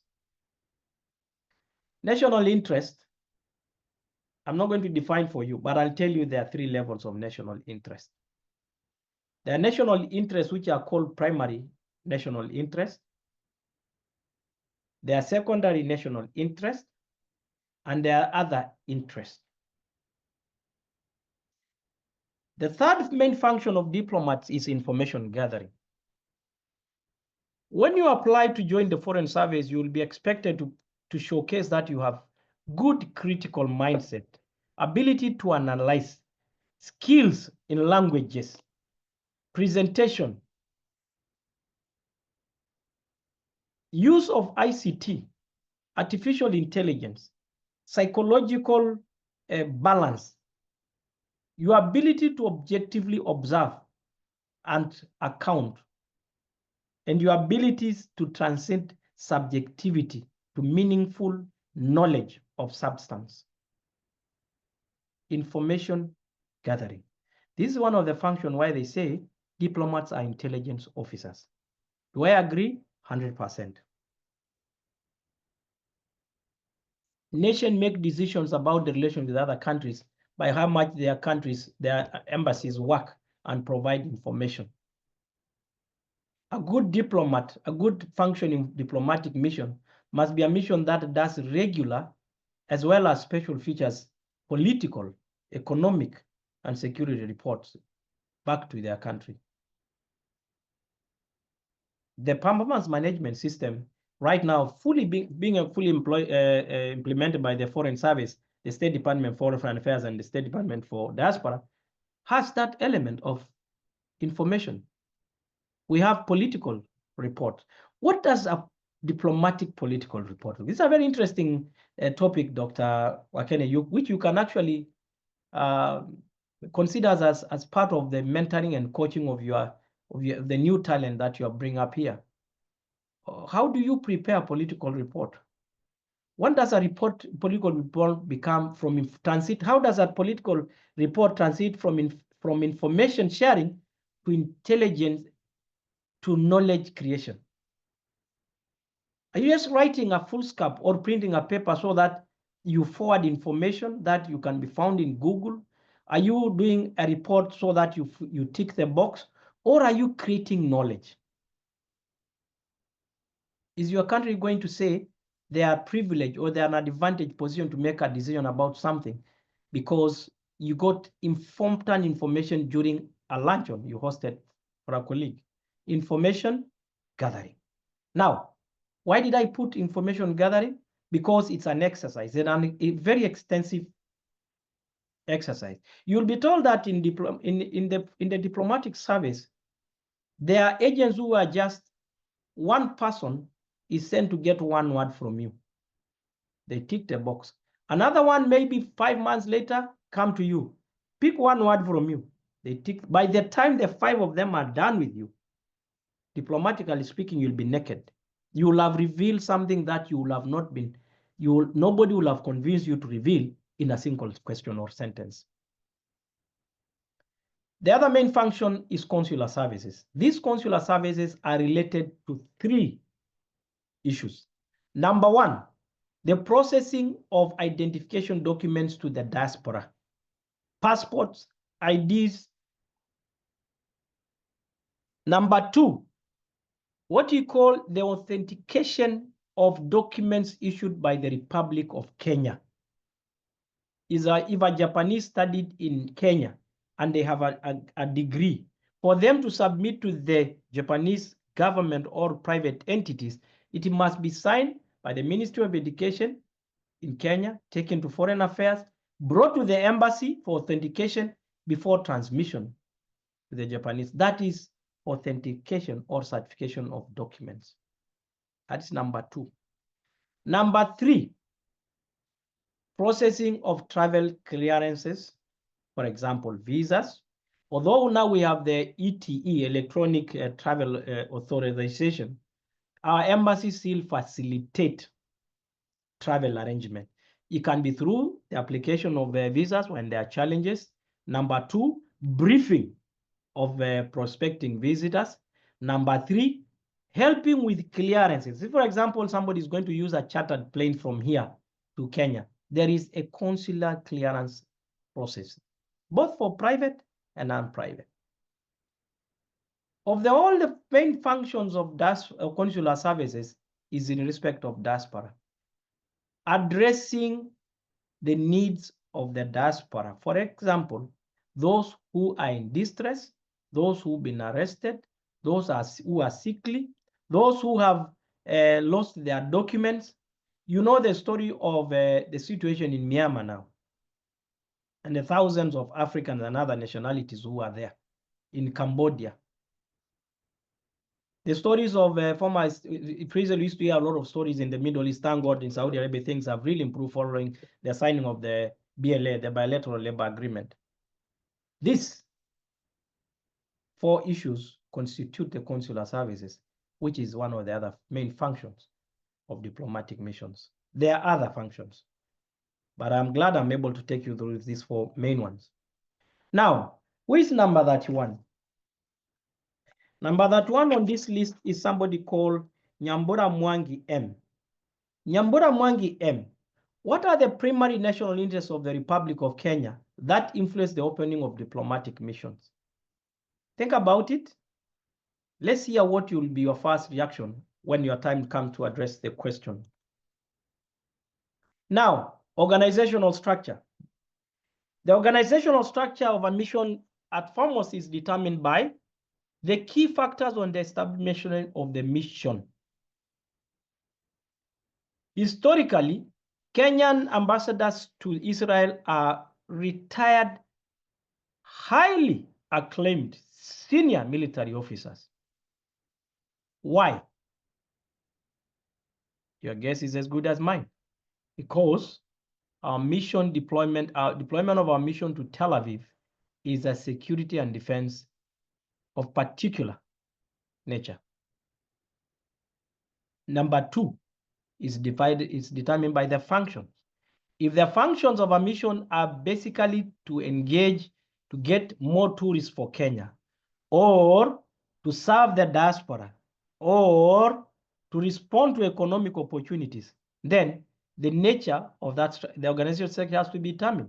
So you'd imagine that a country like Japan, where me as an ambassador seated here, I believe in the potential in our economic and trade, we have to take action. And that's why we have determined we are one of the first missions to officially transit from a mission to what we call an economic hub.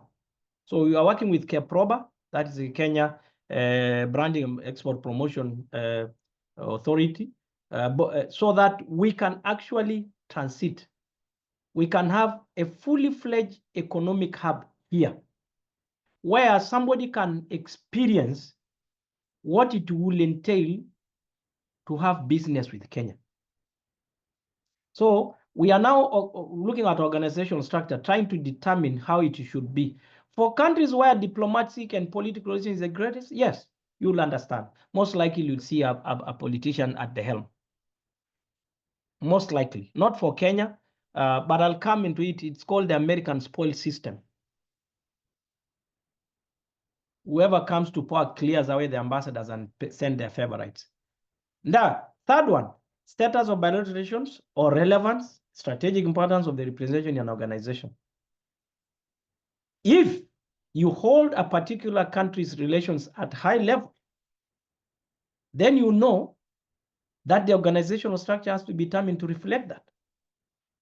Most embassies in Kenya do not just represent the interests of those countries in Kenya, but also in many countries in the region. What does that mean? That means they have bigger manpower and extended structure because they have to look at each and every country. They'll have a desk officer for this country, desk officer for that. Us here as well, we have a desk officer, a team leader in political and economic affairs. We have a team leader in diaspora and consular. We have a team leader in defense and security. We have a team leader in finance and management. The status of the mission being one of the most important relations Kenya has with any country in the world determine that we have to have a clear structure that allows leadership and performance in all strategic areas. I don't need to deliberate on the issues of availabilities of resources. Of course, the more resources are available, the more the enhanced structure of a mission. You will all understand. Number two, on operation structures is rank and positions. On rank and position, in the Kenyan practice, we have 4 levels of embassies. We have highest potential political and economic. We have highest, not highest potential. The first level is high economic and political relations.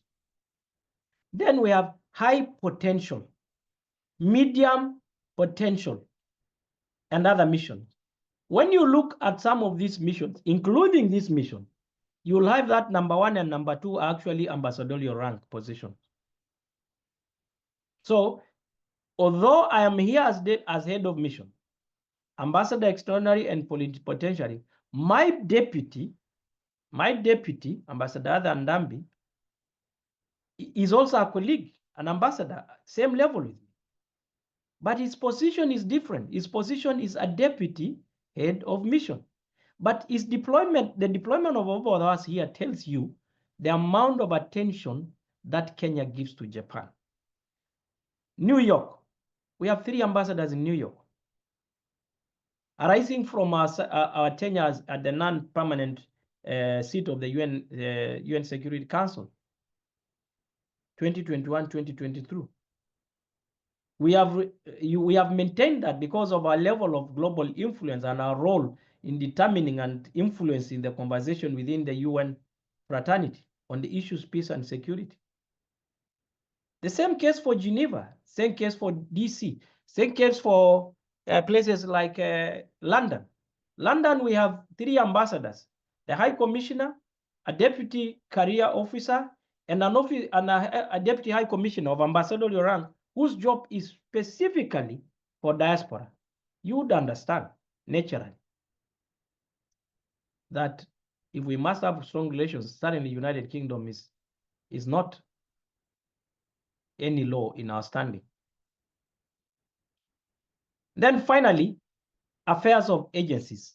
What are agencies in diplomatic practice? Agencies are non-career, are offices represented by non-career officers. There are 6 types of agencies. The most common one is intelligence service. The next one is a commercial. The third one is defense. The fourth one is labor. The 5th one is agriculture. And surprise, surprise, the latest addition is technology. Hello, Kenya has a special envoy for technology. Is it possible that very soon we'll have agencies called technology? I think that is the direction we should go. Following the review of our foreign policy from 4 to 8 strategic pillars, and which technology is one of them, definitely we should think about some level of intersection in the Silicon Valley. And naturally, our mission, our Consul General in LA should have a technology expert whose job is dedicated to winning technology companies to invest in the Africa's Silicon Savannah, Konza City. I have tried to explain to you in my earlier presentation of how the functions affect the structure, organizational structure of mission. My last slide is about opportunities and challenges for diplomatic missions. And here, please do not crucify us. Wait for your time to come and join the service. Then you'll reread your notes. Let me repeat. We are a very open-minded society. We always have very, very authentic opinions about everything. One of the most misunderstood fact about the public service of Kenya is that people don't know how much the foreign service contributes. This is an argument I can go with anybody, and at the end of it, I'll get 101%. What are the opportunities in Kenya's diplomatic missions, for example? One of the greatest opportunities that will continue to ride as the world is at peace is the historical persuasions that ensued from the immediate post-independence era. No country ever got a transition into the global politics better than this country called Kenya. No country in the world brought an aura of a truly independent, worthwhile member of the United Nations better than Kenya. By the time we were declared independent, Prime Minister Jomo Kenyatta had already hosted the warring parties in Congo DRC, the same warring parties in DRC right now, for a mediation and negotiation conference. Before we became independent, Organization of African Unity was already in celebratory mood to welcome a star of Africa's liberation movement, Kenya. The experiences we had in the growth of education and the participation of Kenyan alien politicians in global affairs, and particularly in the Pan-Africanism agenda, created an aura of admiration that up to now, we are still riding on our back. We are riding on the back of those great heroes of our nation. If there's a day of significance in our history of our country, must be Heroes Day. It is truly worth celebrating. And here we say at the Foreign Service, the political, historical persuasions that Kenya brought, the narrative that this country brought into African global politics still remains. Remember, the non-aligned movement, that still exists up to now. It's neither east nor west, but home. Number two opportunity is the clarity of foreign policy orientation and strategic objectives. I remember when we were doing the first written foreign policy of the Republic of Kenya, as early as in the 2000s, you would speak to colleagues in other countries and they'd be like, what do you mean? How can you write a foreign policy in a document? Did we do it? Absolutely, yes. Has it been effective? 100%. Is it directive? Very. Does it have limitation? Can be improved. And I think the current text, Madam Dr. McKenna, I think you should actually emphasize on your students to read the new foreign policy of the Republic of Kenya. It is transformative in the mindset of a future diplomat. So clarity of foreign policy is very important for diplomatic missions to optimize on the national interest. Number three, we have inherited since independence and grown over successive administration. I can give you a very good example. Jomo Kenyatta was a liberator of African positioning. He was a Pan-Africanism. He was there. President Moi took up the peace and security diplomacy to another level, helped to shape the conversation that yielded new nations in this world, like South Sudan, brought in very complex matters of dissatisfaction and the impact on conflict in the region. We still recognize IGAD.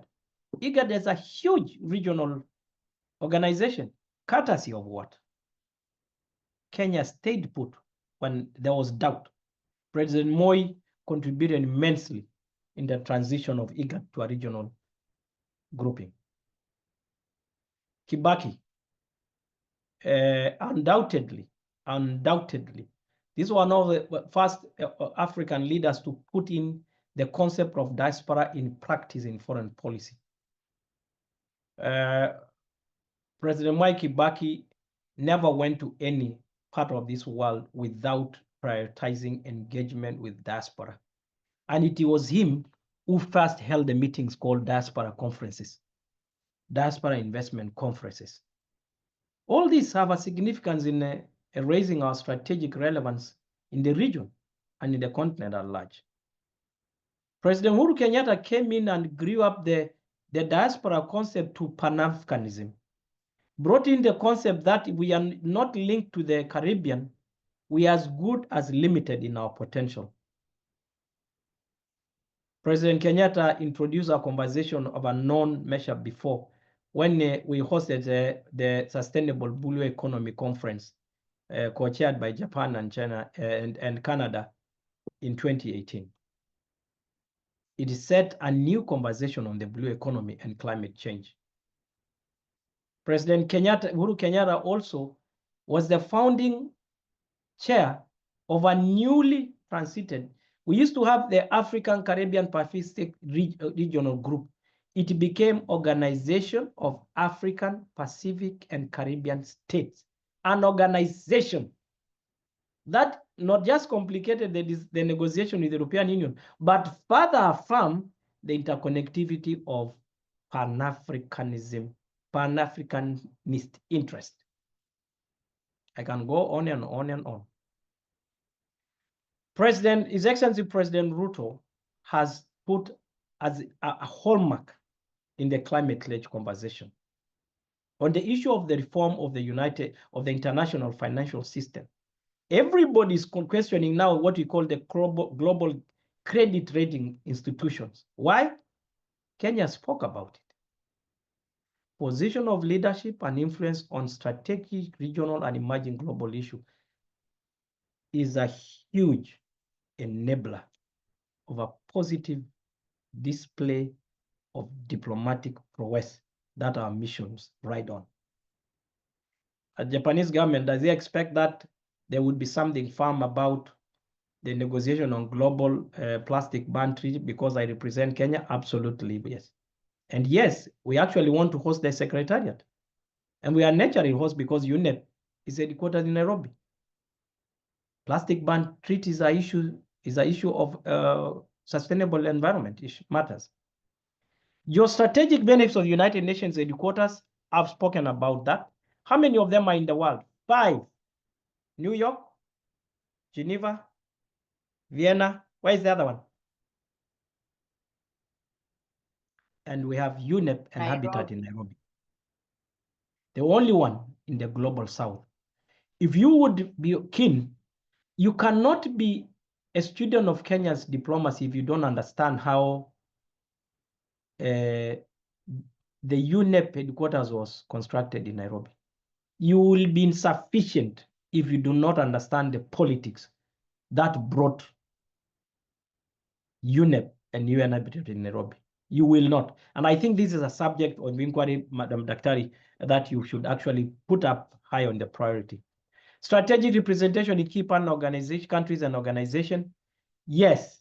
How many diplomatic missions of bilateral nature of other foreign countries are in Kenya? How many? Remember the principle of reciprocity?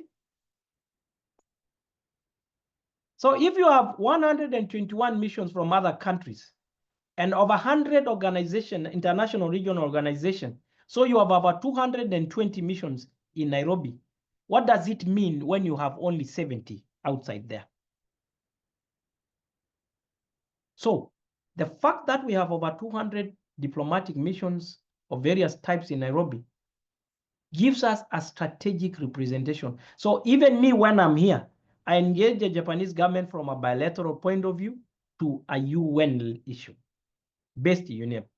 And of course, Japan are big players in the UNEP matters. The other opportunity we are driving on is the consistent deployment. Even at the hardest time, Kenya has never closed a mission, except when our mission was attacked in Tripoli, Libya, and the recent incident in DRC. We have consistently deployed to serve and advocate for Kenya's national interests abroad. I've talked about the reciprocal diplomatic representation. I sent you an envoy, you sent one to me. Now, we have now Caribbean countries like Bahamas seeking a presence in Kenya. We have countries like Barbados. We have countries like Guyana, Caribbean. If these countries open their missions in Kenya, what does it tell you the nature of consequence? At the moment, we only have one mission in the Caribbean in Cuba. How many member states are in the CARICOM? Caribbean communities, how many? 14, 16, 14, 16? 13. And we only have one mission. What does tell you in terms of representation? Imbalanced representation. Imbalanced representation. That's why we intensified our representation in the ASEAN, Association of Southeast Asian Nations. We have now a mission in Malaysia, we have in Indonesia, we have in Bangkok. Is it enough? No. In fact, I have a habit of looking at what is trending in Kenya. And one of the issues that is trending in Kenya is that Kenya has no mission in Vietnam, and Vietnam has no mission in Kenya. Effective implementation performance management system. I told you about this. I'm a performance management champion. And I can tell you what you can measure is doable. What you cannot measure can never be said to have been done. For the fact that despite the specificity of our job as diplomats, as diplomatic missions, we have been encrypted in the performance management system, makes really as effective. We are accountable for the job we do. So if I tell you that Kenya is the largest recipient of development of assistance from Japan in the sub-Saharan Africa, what am I telling you? That I have projects supported and sponsored and financed by Japan through its government agencies and private sector, which we have to monitor the implementation. From here, the projects are being done in Nairobi, but we monitor it. Our head of economic affairs monitors the implementation of those projects. And they tell us we do nothing. When I tell you that in 2012, there were 28 Japanese companies in Kenya. In 2024, by 2024, they had 120. That is 365% increment. So we came from the lower ranks. We are now number 2 of host of Japanese companies in Africa after South Africa. South Africa had 225 in 2012. By 2024, they had 255. That means they grew by 30. And how many did we grow by? 120 minus 28. Do our diplomatic missions function? Absolutely, yes. Another opportunity is the geostrategic geographical location. I don't want to talk about this. The huge investment in Mombasa, the current conversation about the dual carriageway between Mombasa and Nairobi, the SGR, phenomenal. The development of a special economic zone from Mombasa along the SGR into Naivasha and beyond. These are facts that make sure that our diplomatic missions are taking care of the opportunities and helping to promote the country as an economic hub, continentally and globally. Our last opportunities are the professional cadre. I joined the Ministry of Foreign Affairs in 1995 as an administrative assistant. That means there was no difference between me and an assistant district officer. We could swap anytime. The DC can come to my office and I can be sent to the field. Not anymore. We have now a Foreign Service Act. After 20 years of back and forth negotiation between Parliament and Foreign Affairs, we now have a Foreign Service Act, November 2019, which has identified that in the Republic of Kenya, there is a foreign service and spells out our functions and obligations. So, dear participants, you have an opportunity to excel well academically so that you might have a shot at one of the world's fastest growing professional cadre of diplomats, the Foreign Service of the Republic of Kenya. And finally, resource allocation.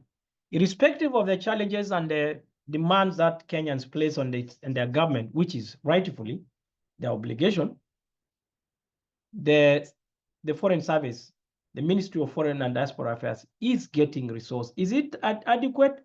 Certainly no. Is it functional or functional utility level? Absolutely yes.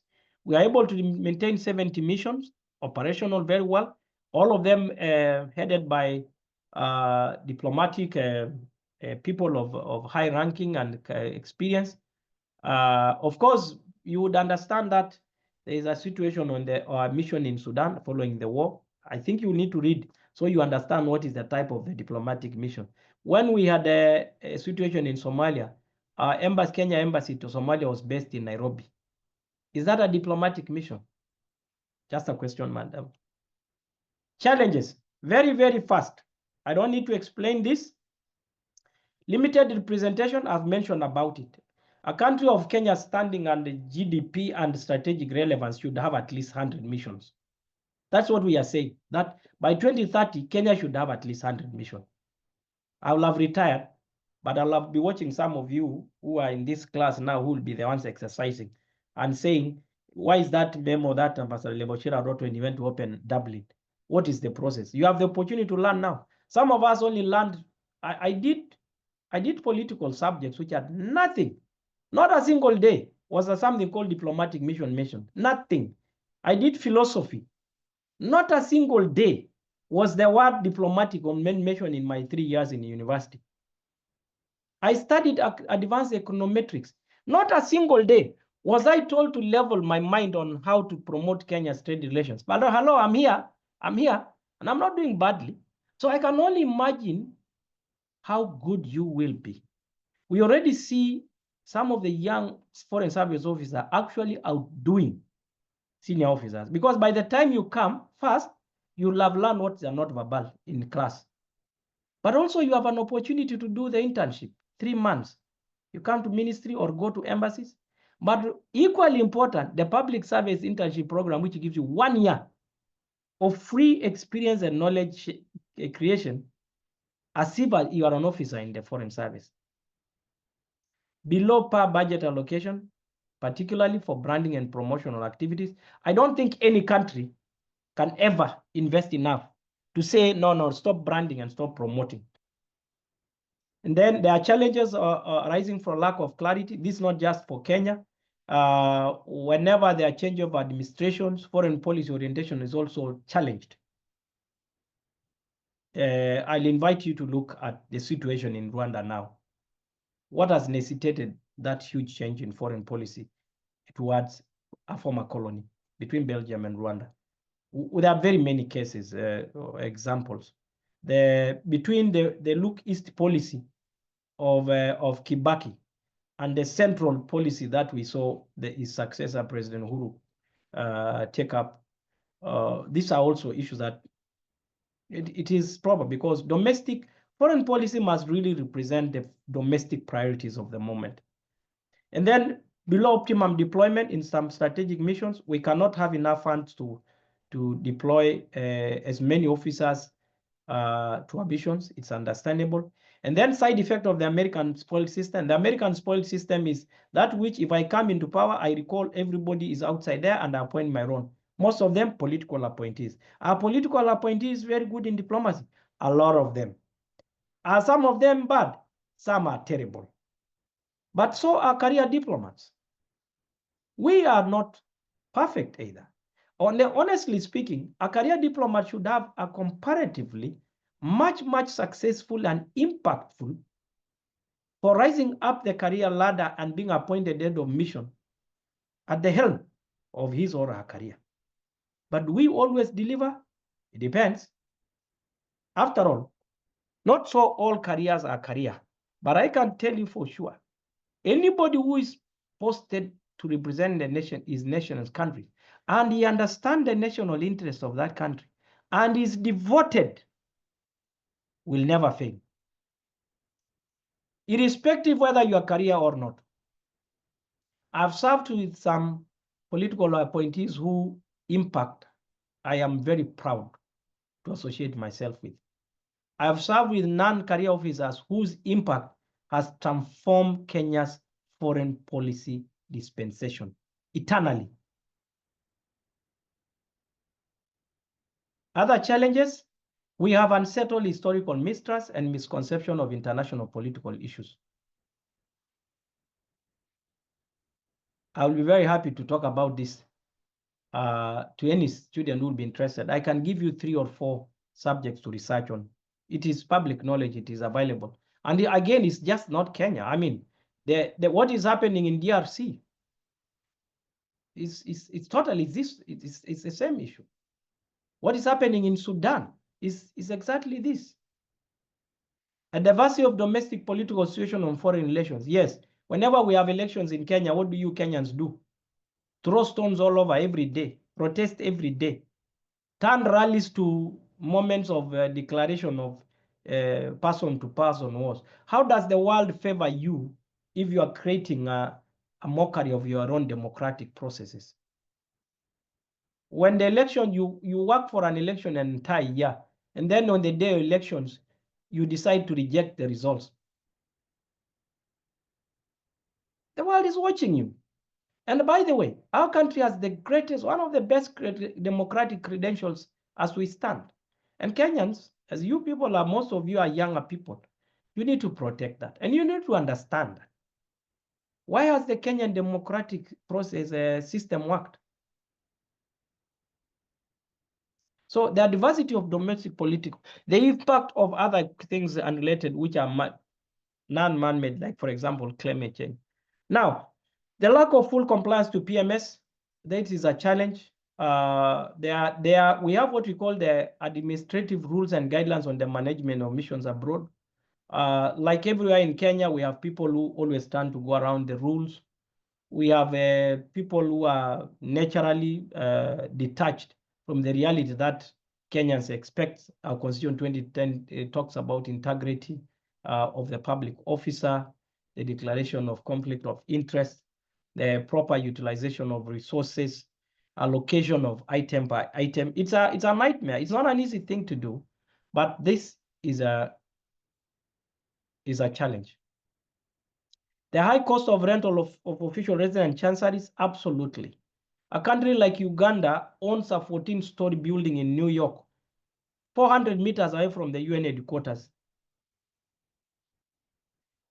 You might think that Idi Amin was a bulldozer in whatever you want to say, but I want to tell you, he's one of the greatest diplomatic minds ever to have been born in Africa.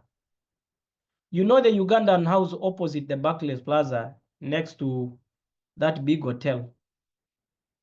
Uganda House is owned by the Ugandan government. We also have a properties also, like of course in Namibia and Botswana, but we need to invest more on and the government has come up with a plan for asset acquisition for our missions to help reduce the cost of residential and offices abroad. Now, impact of incidents of non-professional nature. These are unlimited. The Foreign Service is a human society entity. So naturally, you expect those individualized non-professional nature issues. Alcoholism is a big problem in the service. Depression is a very big problem in the service.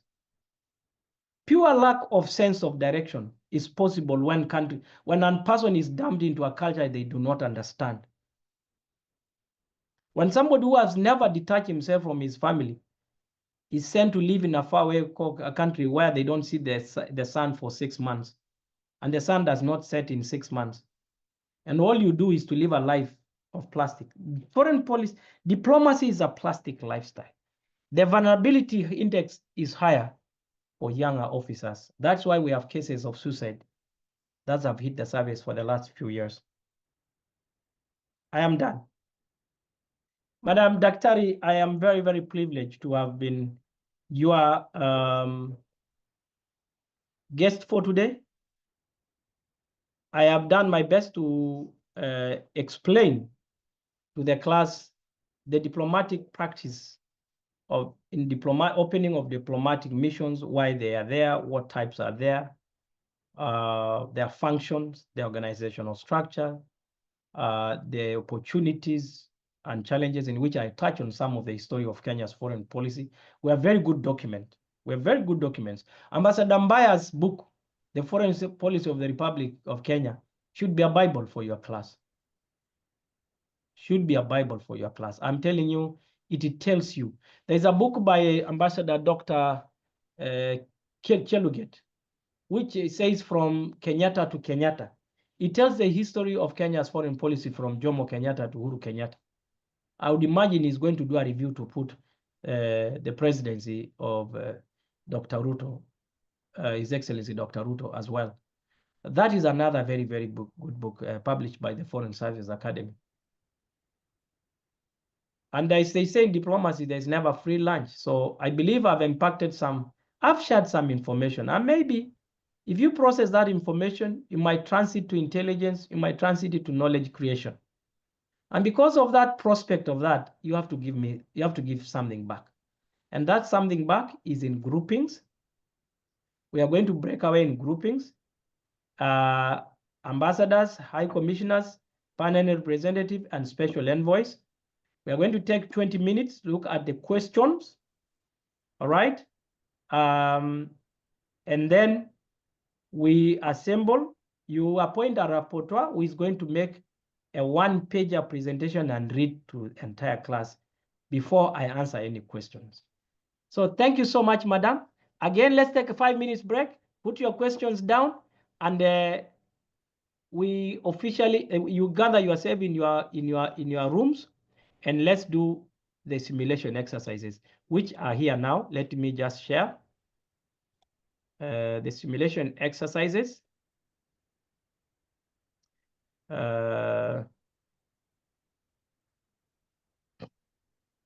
All right. Group 1.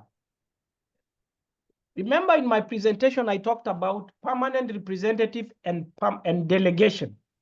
I did not explain delegation, which is another type of a diplomatic mission. I deliberately omitted it. And the trick, and this is a matter of strategy, remember I put permanent representative stroke delegation, but I did mention to you there are two different types, isn't it? So group 1, I know you've been told who is your convener. Because you are an aspiring diplomat, you should know what a convener is. The convener has so much power. So please treasure whoever has been nominated as your convener. It is not class sensitive. It was selected haphazardly, and I don't know any of you individually. So group 1, what is the permanent delegation of the European Union in Nairobi, Kenya? And then, based on the perspective of the European diplomatic representation, discuss the significance of emerging trends in the East African community and expound pros and cons for future joint diplomatic representation of the regional bloc. Basically, using the European Union example, would you see a future permanent delegation of the East African community represented, for example, in Brussels? Sorry, I have explained the nitty-gritties of what I wanted you to find yourself. Group number 2, I think these are high commissioners. High commissioners, what is a special envoy, and what are the common features in the appointment and functioning of such a diplomat? With the use of examples, describe the functions of a special envoy in modern diplomacy. Kindly, would we see the second question, Ambassador? The second, the first one or the second? Second. This is the second one. Yes. Had you seen the first one? Yes, we have. Yes, thank you. And the second one? What is a special envoy? And what are the common features in appointment and functioning of such a diplomat? With the use of example, describe the functions of a special envoy in modern diplomacy. A special envoy is not a diplomatic mission, but in all practice is actually he or she is a walking diplomatic mission. So I want you to describe the functions. When you are done, you let me know. But I will also leave this on the screen, or what can I do? I can take a photo and send it to you, or participant can also take photos of the screen. Yes, Yeah. let the participants do so.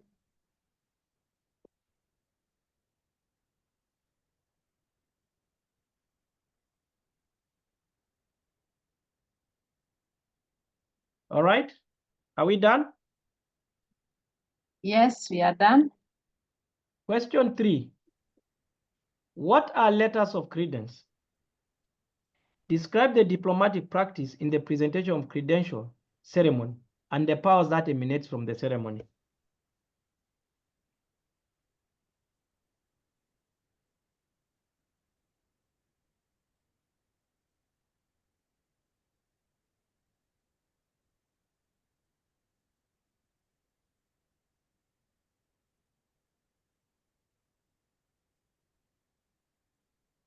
Yes.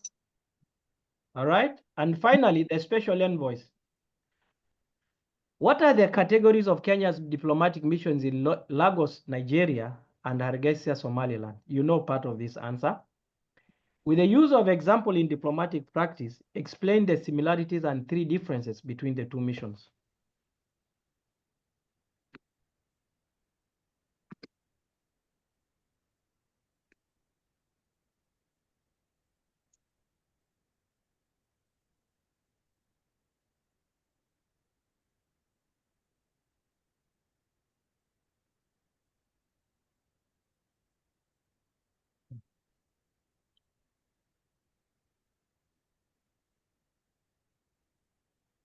So thank you so much. Lavuma, are you there?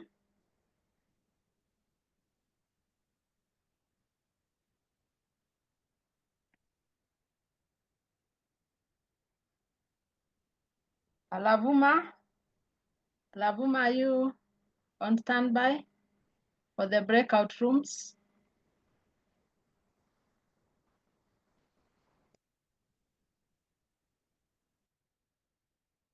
Have I scared somebody away? Not really. Let me find the lady who is to open the breakout rooms. A minute.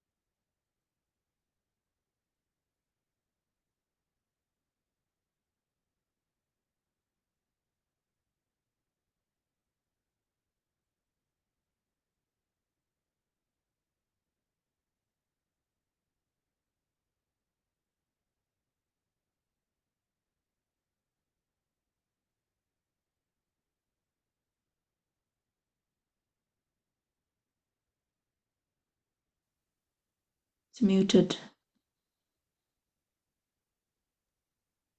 Yes, so I'm trying to find the order people to open the breakout rooms. So just be patient for a minute.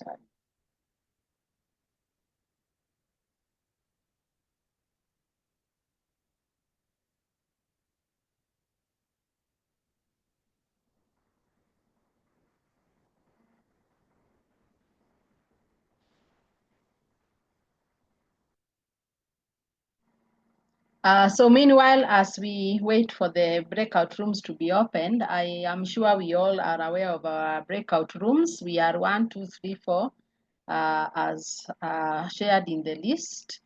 So we have the ambassadors, you have the high commissioners, you have the representatives, we have the special envoys, and therefore start to think around your question as we wait for Dorothy to open up the breakout rooms. So once this is open, we will click our breakout rooms and we will join. But as we wait for a minute, just start thinking about the answers to your questions so that once you get there, you're good to go. I also want to establish that Aubin, you're present. Aubin, are you there?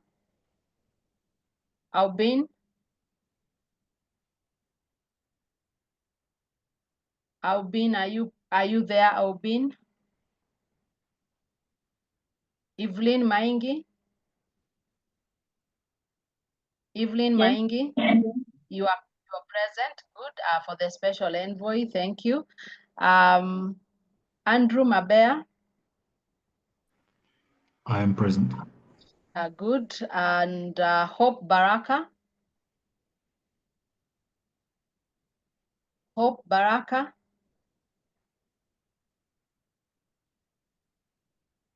Hope Baraka?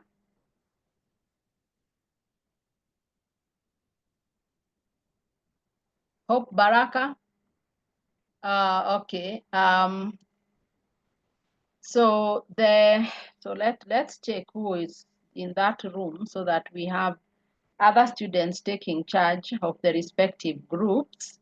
And let me just check the list.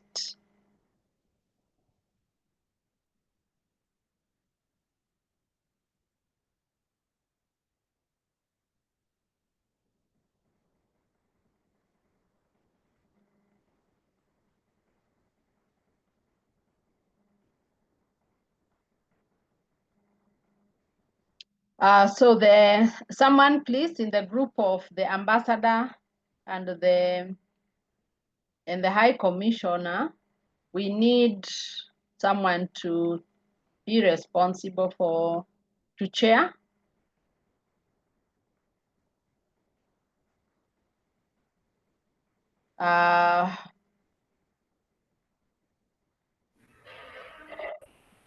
Kindly, can we get a volunteer for that? The High Commissioners, I can. Who is that? Daisy Chepkopus. Okay, thank you, Daisy. Ambassador?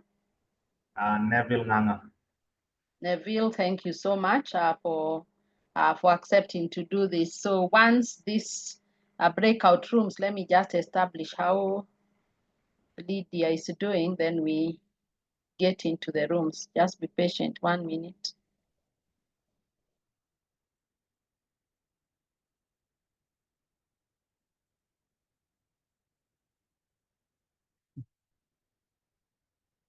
And I think participants should focus on the subject of inquiry of today.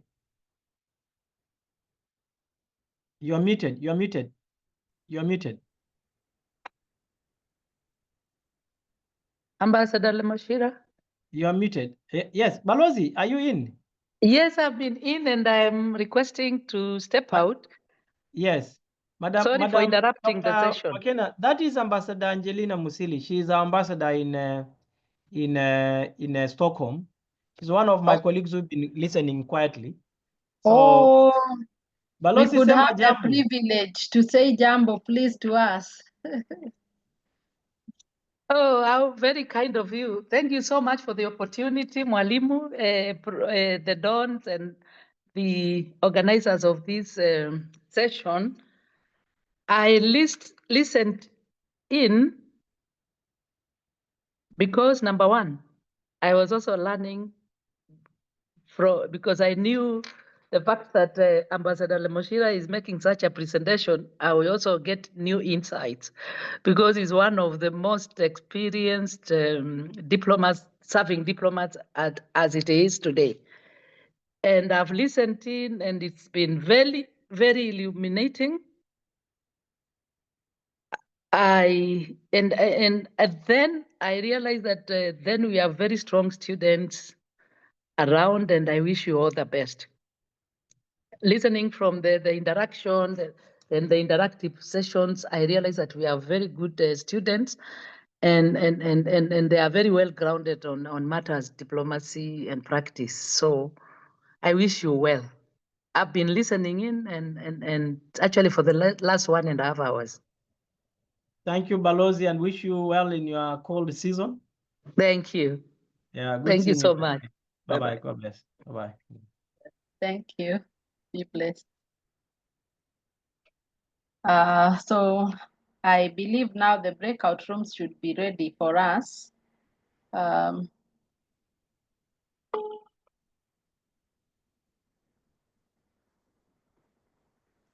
Yes. Have been created, Daktari. Okay, have you opened the rooms? The rooms are open. Okay, so the rooms are open now for us to join. So kindly, we can go ahead and join our rooms. I'm sure you can be able to see on your screen, join room. So kindly just join your breakout room and let us get started with the assignment. So thank you so much. Let us continue joining our breakout rooms.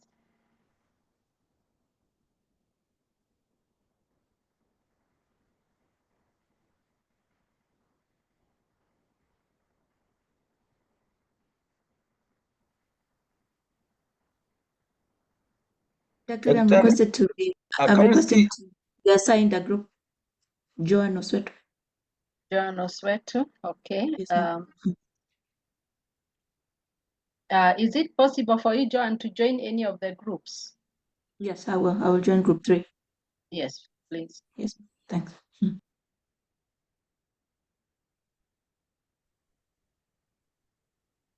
Kindly, the students without rooms, can we join the rooms? Doctor, where are the rooms? The rooms, we will join. We will join the breakout rooms. So Yeah. let's first sort the students so that they can join. Okay. Those that are here, I can see majority are not assigned rooms. I think you signed up later. So kindly, if you can join. If you can join the rooms, the breakout rooms.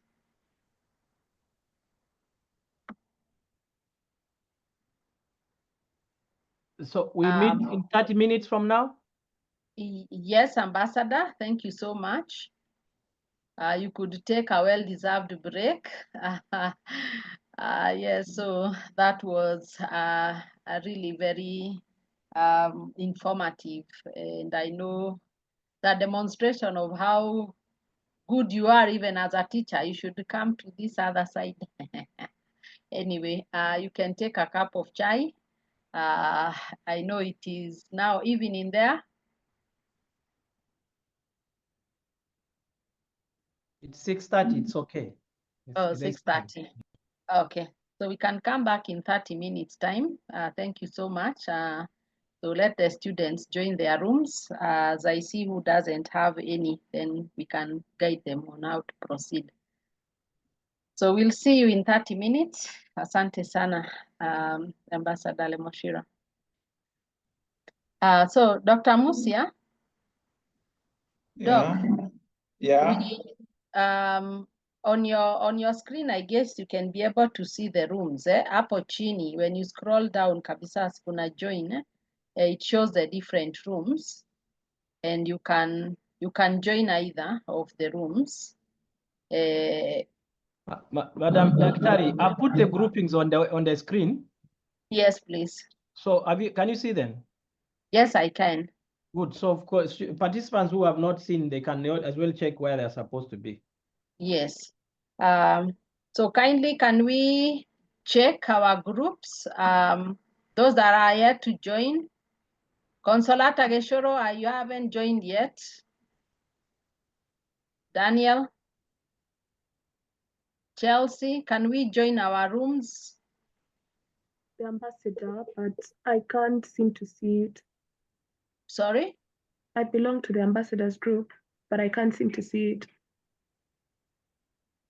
You can't see it. I mean, you can be able to see on your screen, you can be able to see all the rooms. If you scroll down on your screen, you can be able to, there's nothing projecting in your,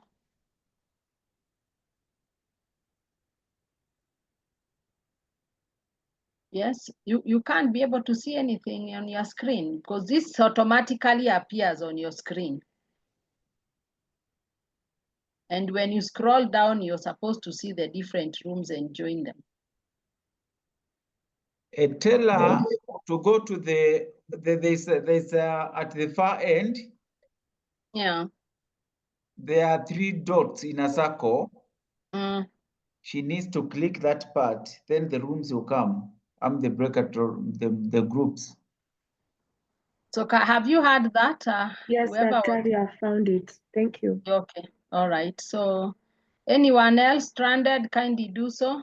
Jennifer Njuguna, let us join our rooms. Consolata. We also have a Jennifer Njuguna here. She's our first counselor. Oh, okay. Thank you so much. I think she's the one. Consolata, are you there? Consolata Gishuru?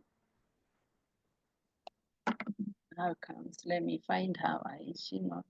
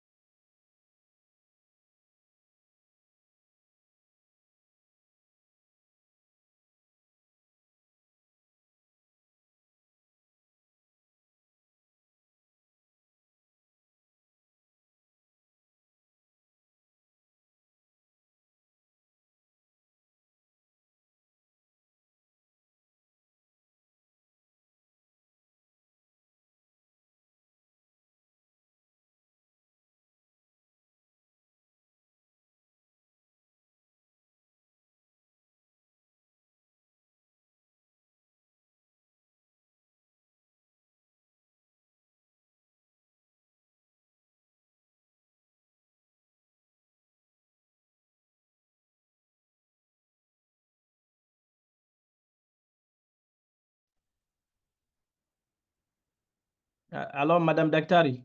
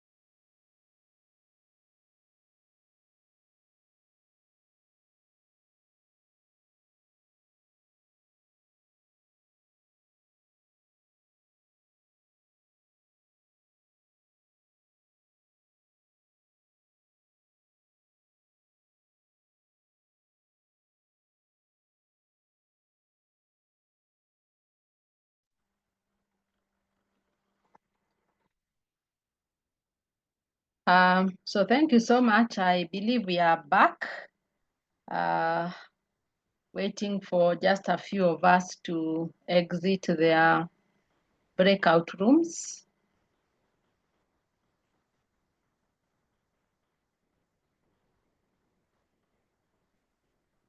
I was just walking through rooms. Yes.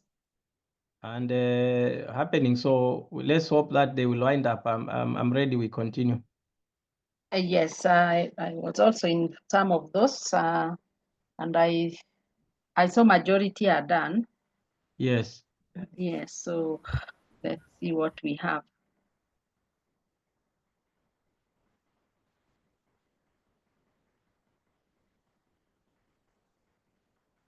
Looks like everybody's back, eh? Yes, we are here.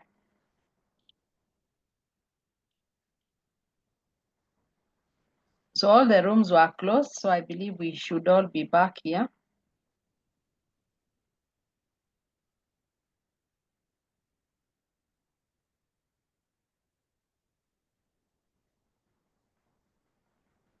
Okay. You are approaching good afternoon now, yeah? It's Good afternoon. all of us, and thank you for the patience. It's been 3 hours. I hope it will be worthwhile for all of us.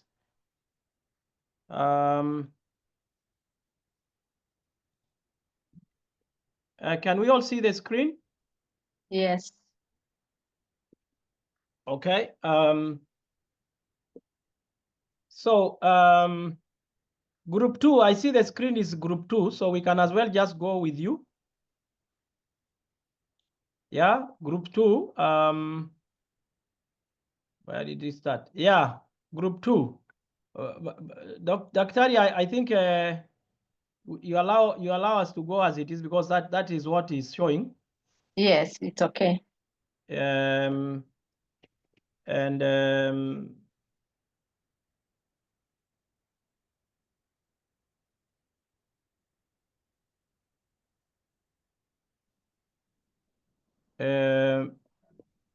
The question is, we have put is, what is a special envoy, and what are the common features in appointment and functioning of such a role? That's a straight answer. Is a dual question. You define it, and you mention some of the appointments. I hope you learned from what we did. And then what's the use, with the use of example, describe the function of special envoy. We did mention as well in some in some, I didn't focus on them, but I'm sure I mentioned. So who is the convener or the rapporteur of group 2? So group 2, High Commissioner. This one's was changed because Evelyn Maingi wasn't present. Someone volunteered to take up the role. Kindly, group 2, are you there? Yes, Madam. For the High Commissioners, I was the lead, Yes, and we have Hope Baraka as our rapporteur. I think she'll take the stage. Thank you. Okay, thank you. I'm the rapporteur for Group 2.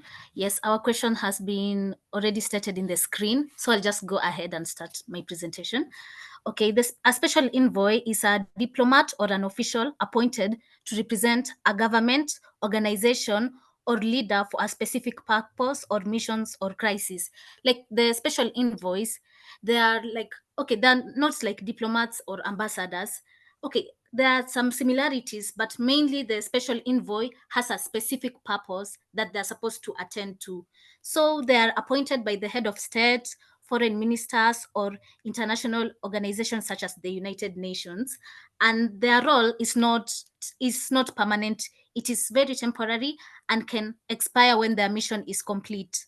And like a diplomat, they undergo trainings, they go through selections by the foreign affairs of a certain country or organizations before they're sent. And okay, so I'll go direct into the features of a special envoy.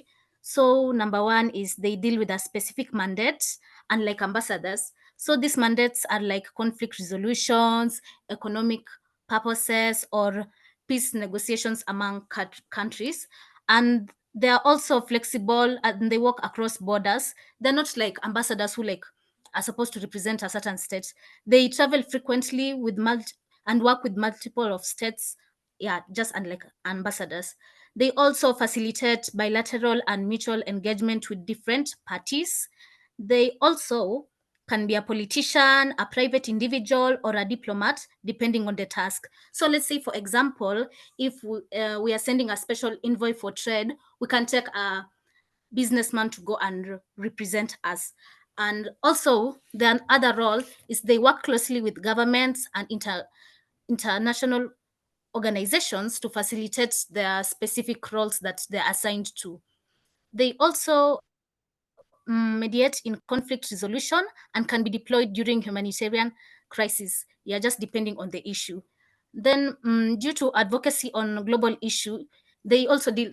They deal with advocacy on global issues such as climate change and human right abuses. So, in short, they just deal with specific issues that they are sent to advocate for or to negotiate on. Yeah, unlike ambassadors, but they have some similarities to diplomats. But yes, that's how it is. So I'll go straight into the second question. With use of examples, describe functions of a special envoy in modern diplomacy. So our first example is Kofi Annan. So Kofi Annan was sent by the United Nations to the Arab League to Syria to mediate peace, and he facilitated in conflict resolution that was happening at that time. He was sent for the purpose of conflict resolution. Another case of a envoy was at the African Union envoys. They were sent to Tigray in that conflict. Obasanjo specifically was appointed by the Ethiopian government to facilitate a ceasefire talk when the conflict was ongoing. Another case is Bill Clinton, who was appointed by the United Nations to assist in earthquakes in Haiti. Another special envoy is Hans Grudenberg, who was appointed in 2021 by the United Nations to Yemen, and he used negotiations to negotiate on disagreements that were happening during the civil war. And at the end, there was a ceasefire that was made in the Yemeni civil war. Another one, the last one is John Kerry. He was appointed by President Joe Biden in 2021 to help United States of America to be able to rejoin the Paris Agreement. So, in conclusion, the role of special envoy has shifted greatly due to emerging issues that require new approaches like technology, sustainability, and security dynamics. So specifically, we focused on how this special envoy have been used to facilitate modern diplomacy among states. Thank you. That was our presentation.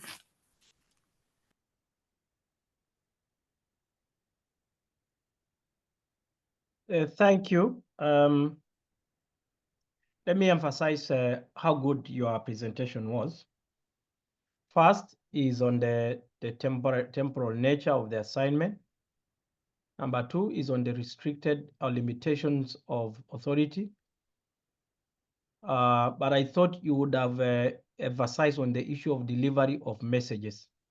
Special envoys are always sent to target entities and authorities, and there's always a particular message that is deployed. So there, definitely you did very well. Just take a note. In terms of appointment, you've talked elaborately what kind of people facilitate. You'd also remember the issue of Kofi Annan and the peace process in Kenya after the 2007 political conflict. As a mediator, he was a special envoy of multiple interest on the peace and stability in Kenya. We have a lot of special envoys on the Great Lakes region, on the Horn of Africa. You went far-fetched examples, but I would imagine as an aspiring diplomat, you have to be more aware and alive of current affairs. You did very well. And if I was to sit down and assess your group, you definitely had an A for your conceptualization of the key issues. You had a very strong score on examples, which is very good. But there are some terminologies that you did not refer to on the futures, common futures in appointment. You know, when you are given an exam, it is expected that you interrogate the key words. Common features in appointment, functioning. And thank you for very an A+ conclusion. I think that was very good. So without prejudice, I think you have a good understanding of special envoy as an eminent part of diplomatic practice, and a new model of diplomatic representation outside the diplomatic mission. Thank you. Now I think we go to the other group. Thank you, High Commissioners. Let me share. Can you see the screen? Are we able to see the screen now? Not yet. Not yet. We can't see. Can you see? No. Not yet. Okay, let me share again. Let me see if I can get it. Yes, it is there now. Uh-oh. I keep on getting the wrong things. What? Anyway, group 3.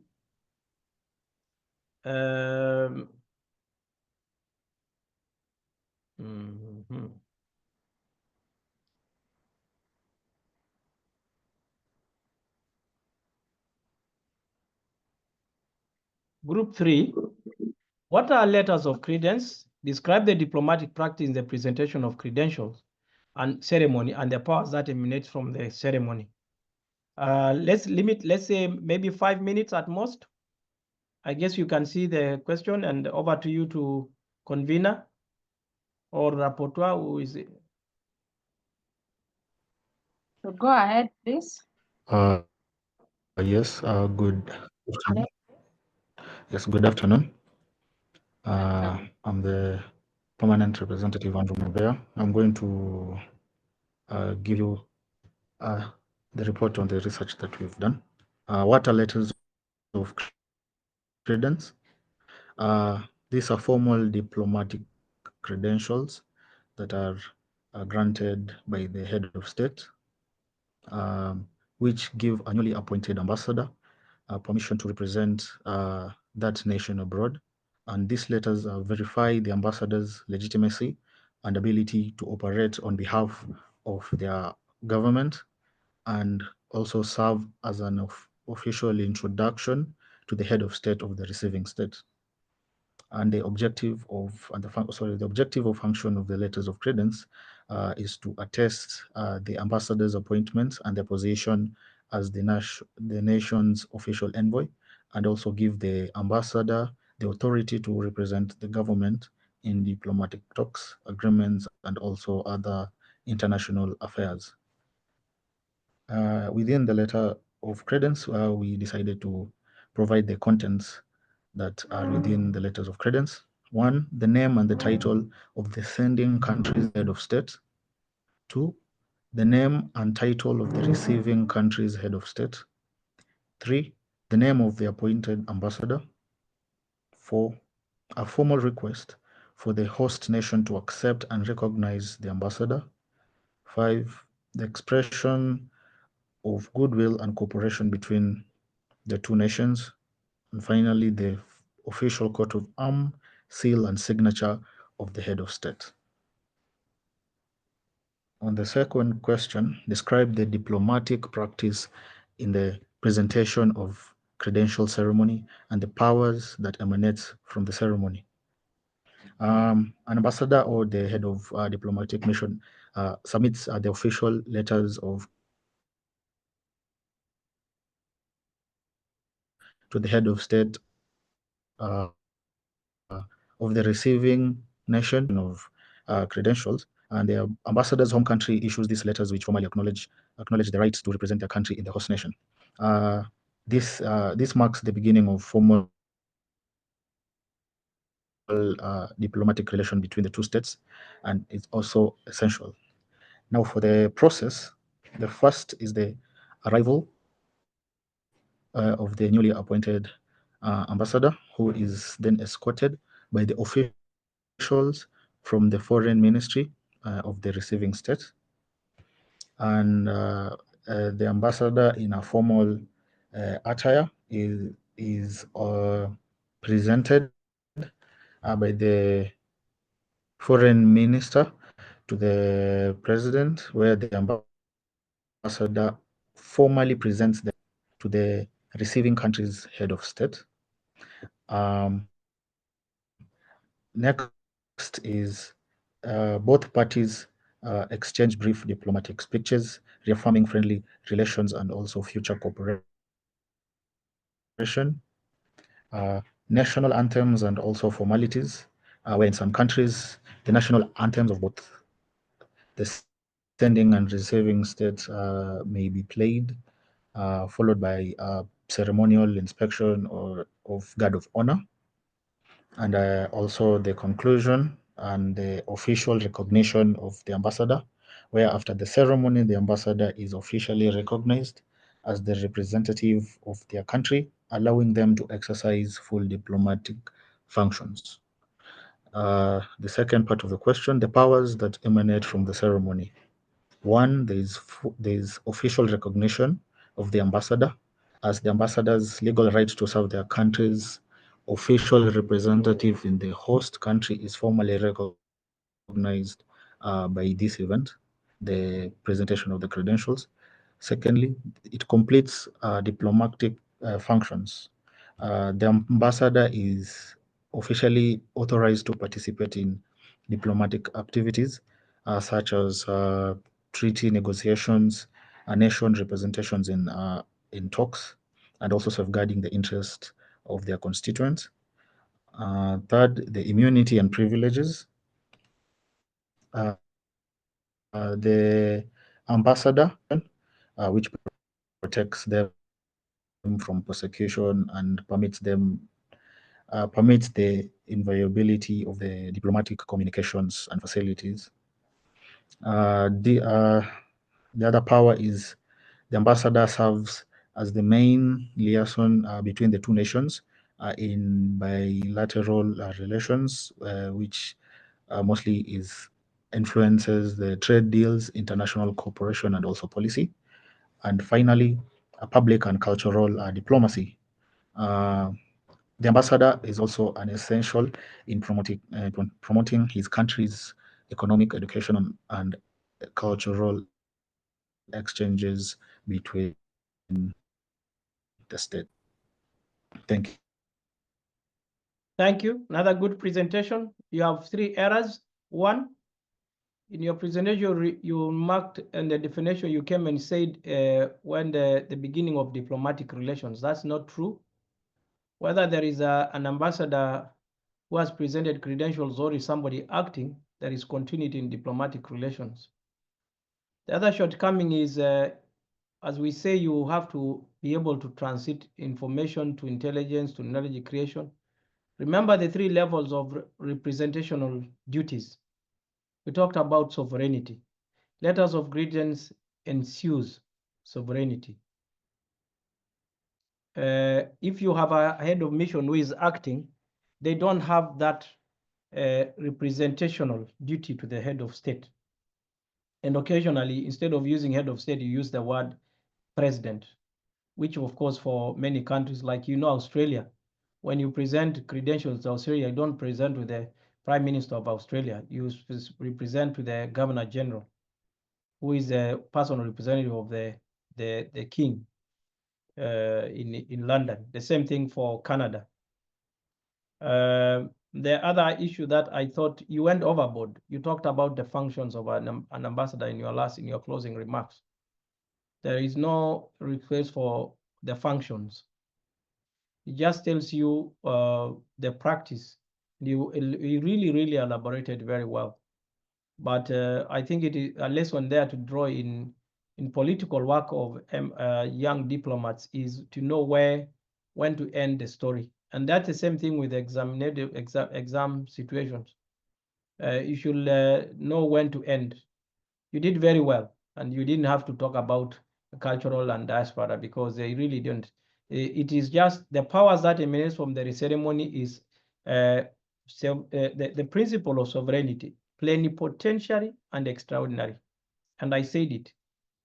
If you have not presented letters of credence and you are the new ambassador, you are ambassador designate.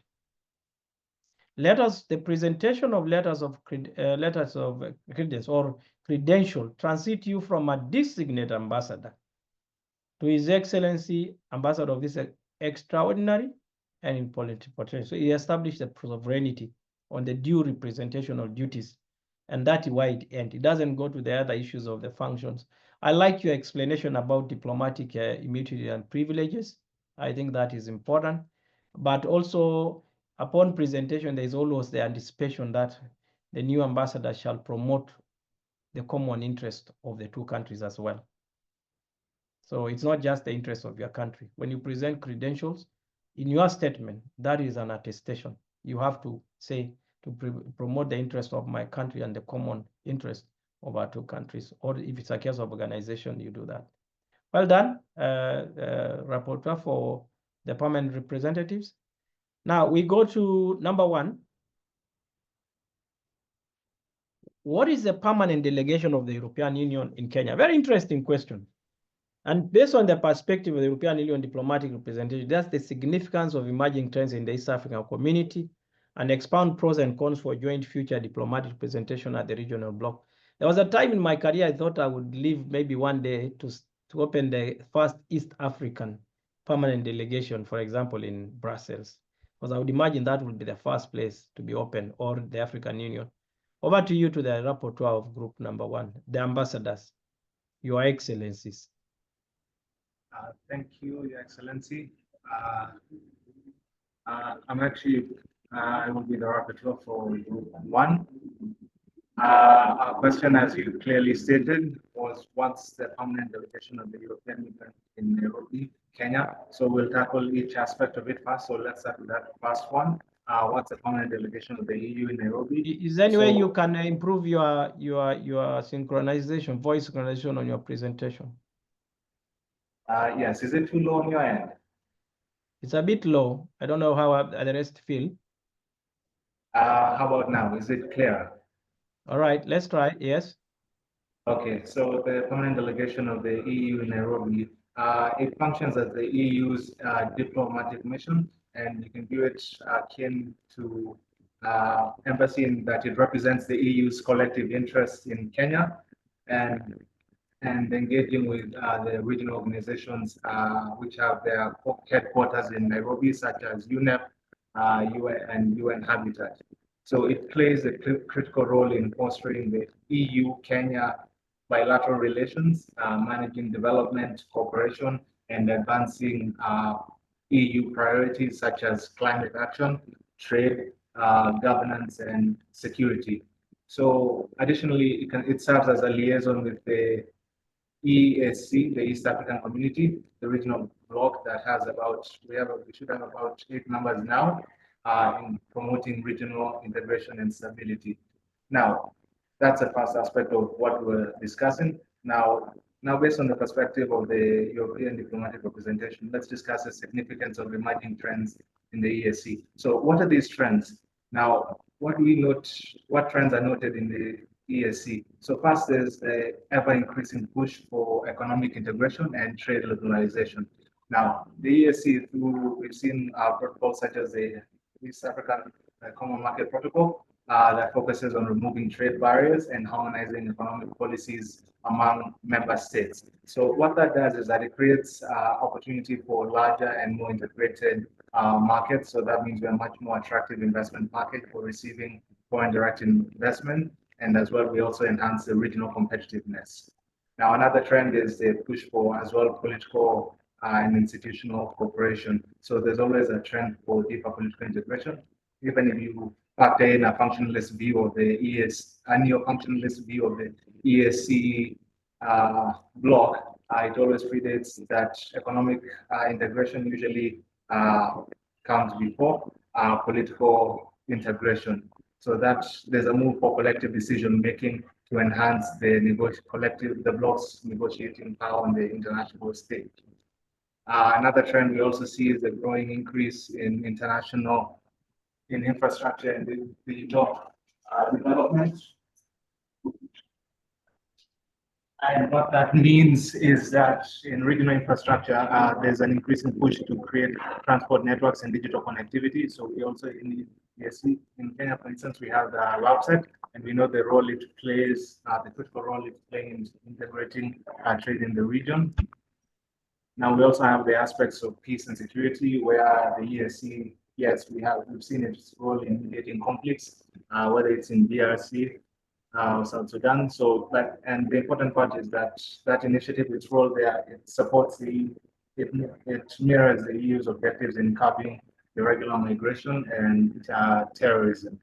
So, as I've said before, there's always a climate resilience. Now, within these trends, there's obviously pros and cons for any future joint diplomatic representation of the regional blocs, as His Excellency has said.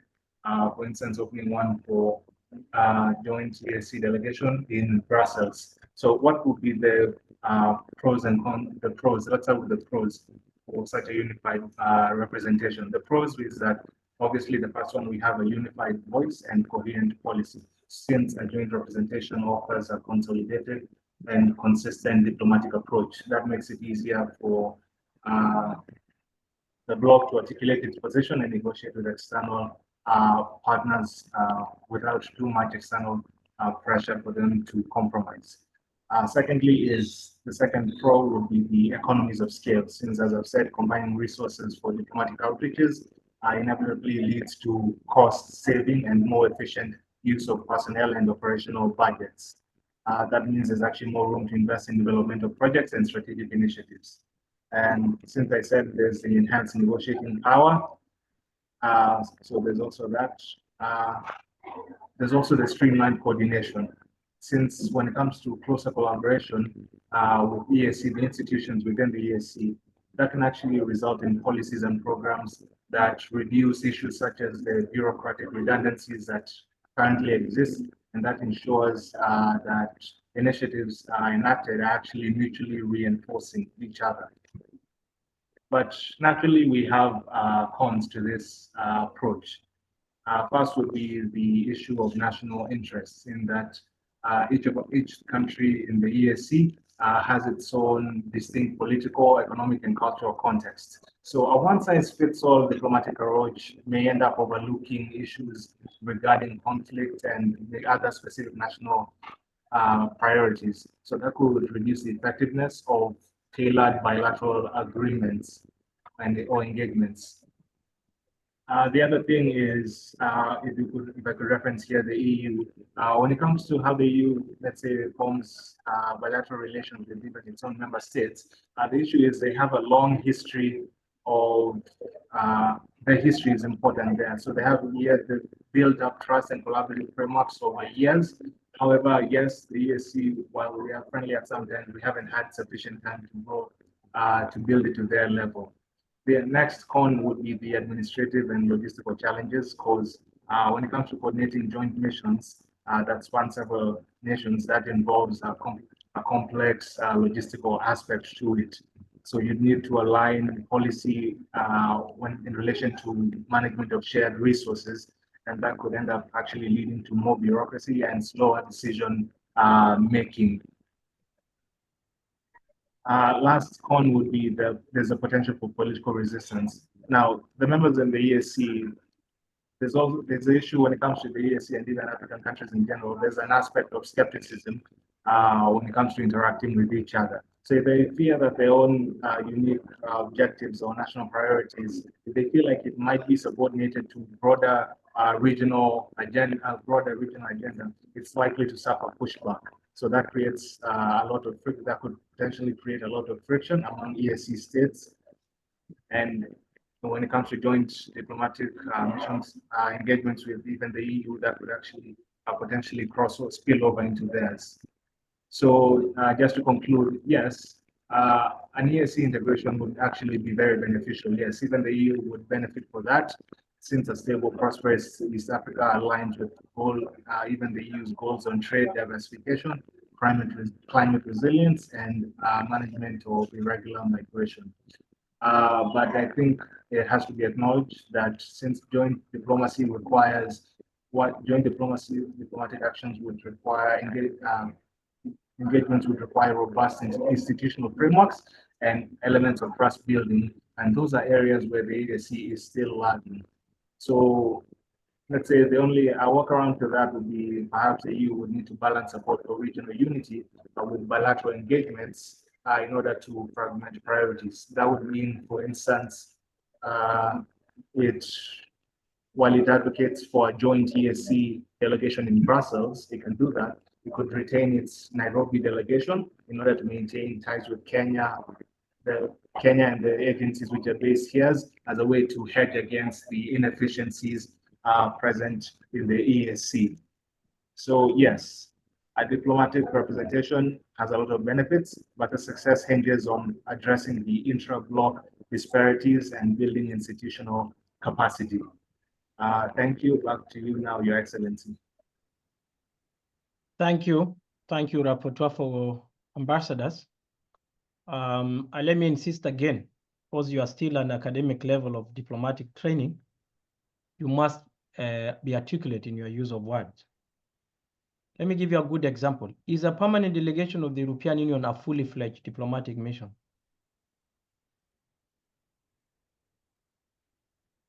Madam, the convener, could you answer that question? Is the permanent delegation of the European Union in Nairobi, Kenya, a fully fledged diplomatic mission?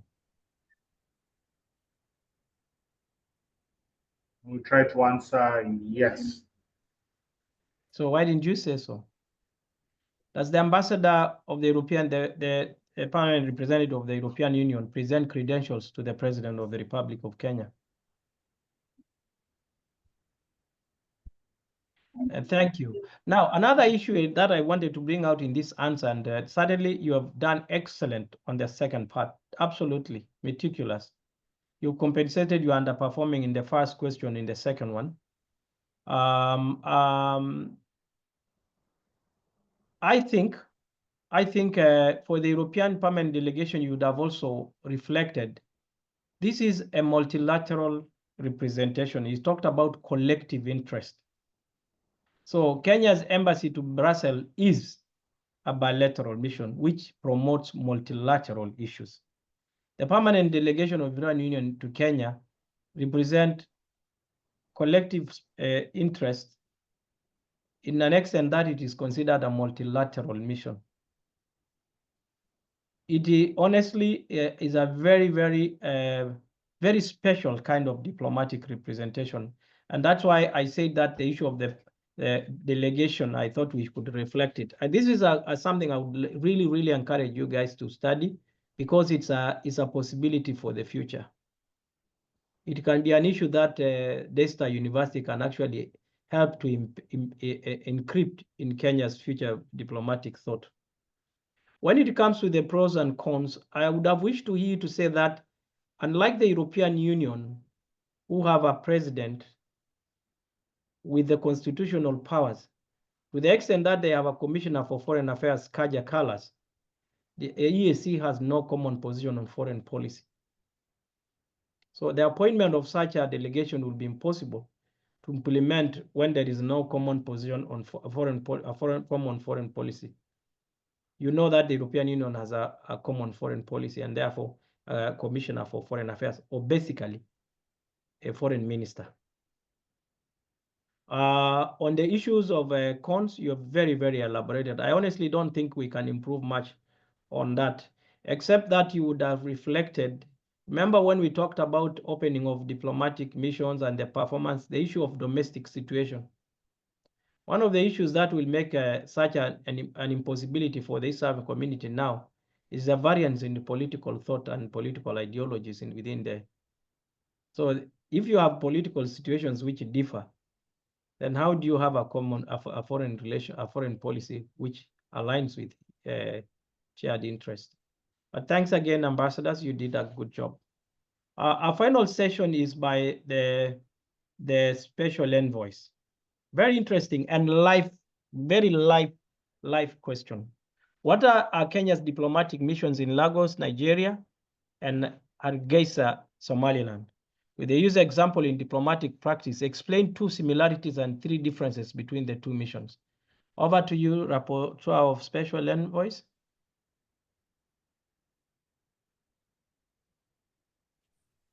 Hi, my name is Lewis Joseph, Special Envoy Group 4, presenting on what are Kenyan diplomatic missions in Lagos, Nigeria, and Hargeisa in Somaliland. So the Kenyan diplomatic mission in Lagos, Nigeria, the primary diplomatic mission in Nigeria is the Kenyan High Commission in Abuja, as both Kenya and Nigeria are Commonwealth members, and Nigeria is recognized by Kenya as a sovereign state.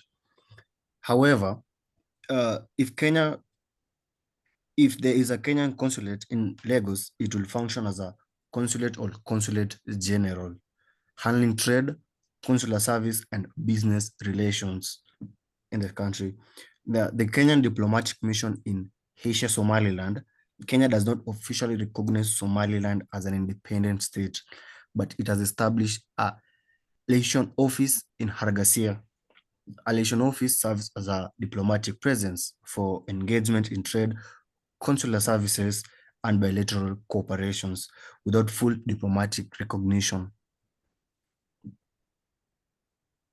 Now, with the second part of the question, with the use of examples in diplomatic practices, explain 2 similarities and 3 differences between the 2 missions. Now, on the similarities between Kenya mission in Lagos and Hargeisa, both have limited diplomatic authority. Both missions operate at a lower level than embassies or higher commissions, meaning they do not engage in full diplomatic representations. Example, in Lagos, a Kenyan consulate, if present, will primarily handle trade and citizen services, while in Hargeisa, the liaison office facilitates engagement without formal recognition. Another similarity, they both focus on trade and economic cooperations. Both missions aim to promote economic ties between Kenya and their respective host locations.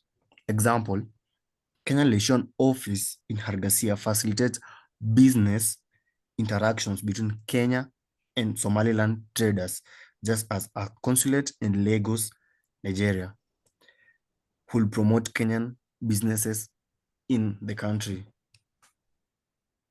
Now, there's another one, an important similarity. They both offer provision of consular services. Both missions assist Kenyan citizens to travel and document legal support and emergency assistance.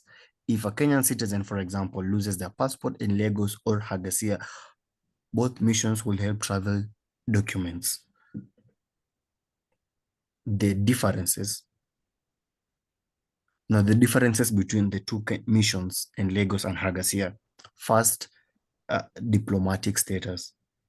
In Lagos, the Kenyan Consulate General operates under the jurisdiction of the Kenyan High Commission in Abuja, as Nigeria is recognized state sovereign. Now, in Hargeisa, the liaison office functions without official diplomatic recognition, as Kenya does not formally recognize Somaliland as an independent state. This is an example of attractive diplomacy where there are no government recognition involved in the diplomacy. Another one is legal framework as another difference. So Lagos, the Consulate General operates under the framework of Vienna Convention on the Consular Relation of 1963, which governs consular missions worldwide. In Hargeisa, there is no legal framework because the liaison office is not governed by any international treaty like the Vienna Convention, as it represents a special diplomatic arrangement without formal recognition. The last and the third difference is the scope of engagement. Lagos, the Consulate General engage in official diplomatic and trade activities with Nigerian authorities, reflecting formal diplomatic relations between Kenya and Nigeria. Again, it's a track 1 diplomacy.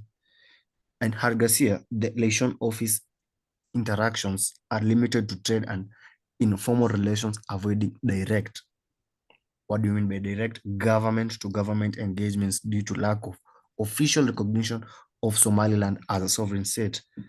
Now, these two missions, both the Kenyan mission to Lagos and Hargeisa, the Kenyan Consulate General in Lagos, Nigeria, is headed of the mission by Mr. Carlos Maluta, serves as the Consulate General, and the Kenyan mission to Hargeisa is headed by Mr. Benson Mwaliko. References to the points, we have the Horn Diplomat magazine, Standard Charter magazine, and embassy pages. Thank you. That's all for group 4. Thank you. You gamble a lot with the facts. You even say if it exists. Does the Kenyan Consulate General in Lagos exist? Yes. Yeah, so why were you saying if it exists? I was giving references. Now you're saying a Kenya embassy in Lagos if it exists, a Kenyan Consulate General in Lagos if it exists, and I'm glad there is a record on this. And usually when you are writing a question, you will not be able to withdraw. So whoever is in charge will be able to see exactly what you said. I thought you did unnecessary work to introduce the Kenyan High Commission in Nigeria. When you are being asked about the mission in Lagos, you referred to the Nigeria, which is based in Abuja. It's a fact, yes, but it's irrelevant to the answering of the question. Again, the questions which are what are very technical. You have to measure out what you really have to write down because there is no room for introduction of an answer. Things that allows you to create an analytic concept is it, but when things are what, when, where, they're demanding facts. So what are the Kenyan diplomatic, Kenya's diplomatic mission in Lagos, Nigeria is a consulate general. And again, your references are wrong. Mwaliko came back from Hargeisa many years ago, at least 3 years ago. That was not relevant. You were not asked who is heading or anything. So that again, you went overboard in your answer. Unnecessary fact. Yes, you know it, but it remains as information as far as this question is concerned. You did very well on the second part of the question. You did very well in explaining the similarities and the three differences. But you mixed. You mixed in terms of you are not clear about how the appointment are done. How is the Consulate General established, and how is a liaison office established? Again, it comes to the issue of sovereignty. Consul General carry considerable sovereignty through the High Commissioner in Abuja, while the liaison office in Hargeisa has limitations on sovereignty because of the non-recognition of Somaliland as a sovereign state. But you did very well on the second question, and I give you credit for that. Is that all, Daktari? Yes, I believe so. That was the last of the groups. Yes, I would encourage that you allow the groups to really put down their answers in a research and analytic way. All these questions are really, the three simulation exercise questions are really, really relevant. And they underline the diplomatic practice and the nature of diplomatic missions to come in the years to come, and the significance of the concept, like what we told about the special envoy. Now, let me earn my tea break by answering the questions. Let's agree in principle, yeah? Where you ask a question not relevant to the subject, I ignore it. Is that correct? Agreed. Those are the terms of engagement. If you have asked an irrelevant question, I ignore it. Why has China outnumbered the United States? Because of two reasons. One, China has historically been in the Cold War period. It was frozen. Its diplomatic muscles were frozen. It has now come out as one of a competing world leader with strategic interests growing around the world. So those two reasons are correlated. Number two, relevant to that subject, is China's particular interest in contesting for a sphere of influence around all regions, not just in Africa, but in the Pacific, in the Caribbean. And finally, it is growing muscles and quest for investment around the world. China is leading as a developer infrastructure around the world, and that has to be managed from a diplomatic position as well. I think that question is answered. What is the typical process for use while establishing diplomatic missions abroad? I don't know where permanent representative Stephanie was or Stephen, but I tell and I can spell them again. Normally, there will be establishment of diplomatic relations. Remember when you talked about MOU, joint communique?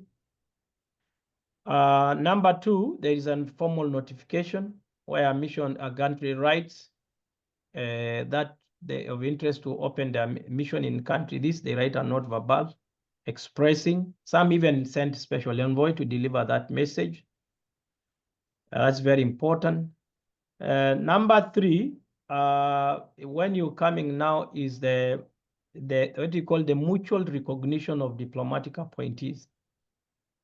So if you decide you are opening, you'll say that is so and so who is going to oversee the appointing, and the other country will do the same. For our case of Kenya, I talked about what we call an advance team, which I used for at least our embassy in Bangkok and our embassy in Casablanca. A team that is specialized, made of specialized who go and now initiate the process for opening the embassy, rental of spaces, printing of the branding of the letters and all that, securing the equipment like computers, telephone connection, of getting houses for officers. And then one issue that I can add this is, according to the Kenyan law, any expenditure on public must be accompanied by a cabinet memorandum approval.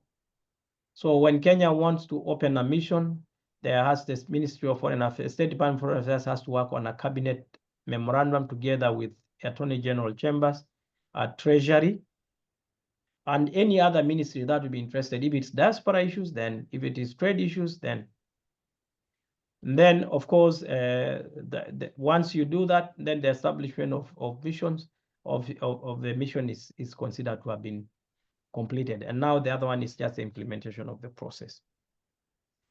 Could you please explain under which an ambassador may declare persona non grata? There are three levels of when an ambassador can declare persona non grata, and I've known Kenyan example of Kenyan ambassadors who have been declared persona non grata as of other countries. Number one is when there is suffering of diplomatic relations between nations. The case at point of Belgium and Rwanda is that, although the ambassador did nothing wrong in person, it was a collateral damage of suffering of diplomatic relations between the two countries. The second reason is for personal character. We have had incidences in Kenya's diplomatic history where a Kenyan ambassador is declared persona non grata in the presence of his own head of state who was visiting. I can't say much, but I can say it is because of, remember when I was saying why the challenges, I said incidences of non-professional nature, remember? When an ambassador is declared a persona non grata for personal character, it takes a long time for the country to recover from the indignity of that personal character. And that is one of the shortcomings I talked about, incidences of non-professional nature. The third possibility of personal PNG, as we always say, and it's not Papua New Guinea, it's persona non grata, is a breach of the national security of that country. the two countries could be in good relations. You could be behaving well as a person, but you might go undercover. You start becoming overly of an intelligence officer, or maybe you are an intelligence officer from your country, and the host country discovers that you've been manipulating and corrupting the government. You possibly, I'm just giving examples, like the recent ones in the recent history of Russia and UK, Russia and US, China and the US, where senior diplomats are caught in the circumstantial evidence of involvement in issues that are against the national interest of a country. Issues of human rights violations.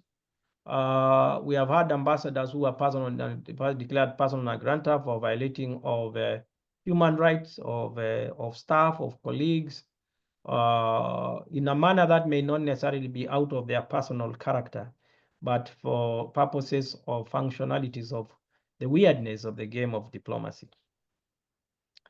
In what way does this affect the diplomatic relations between the country? Absolutely affect. One, in the incident, in all cases except the issue of personal character, it takes a long time before the country whose ambassador has been PNG to get and appoint another one, because there is a dent, there is a breach. And you remember when we said the agreement, the letters of credence says that this is the person with whom I have utter trust. It talks about the dignity and integrity of the person.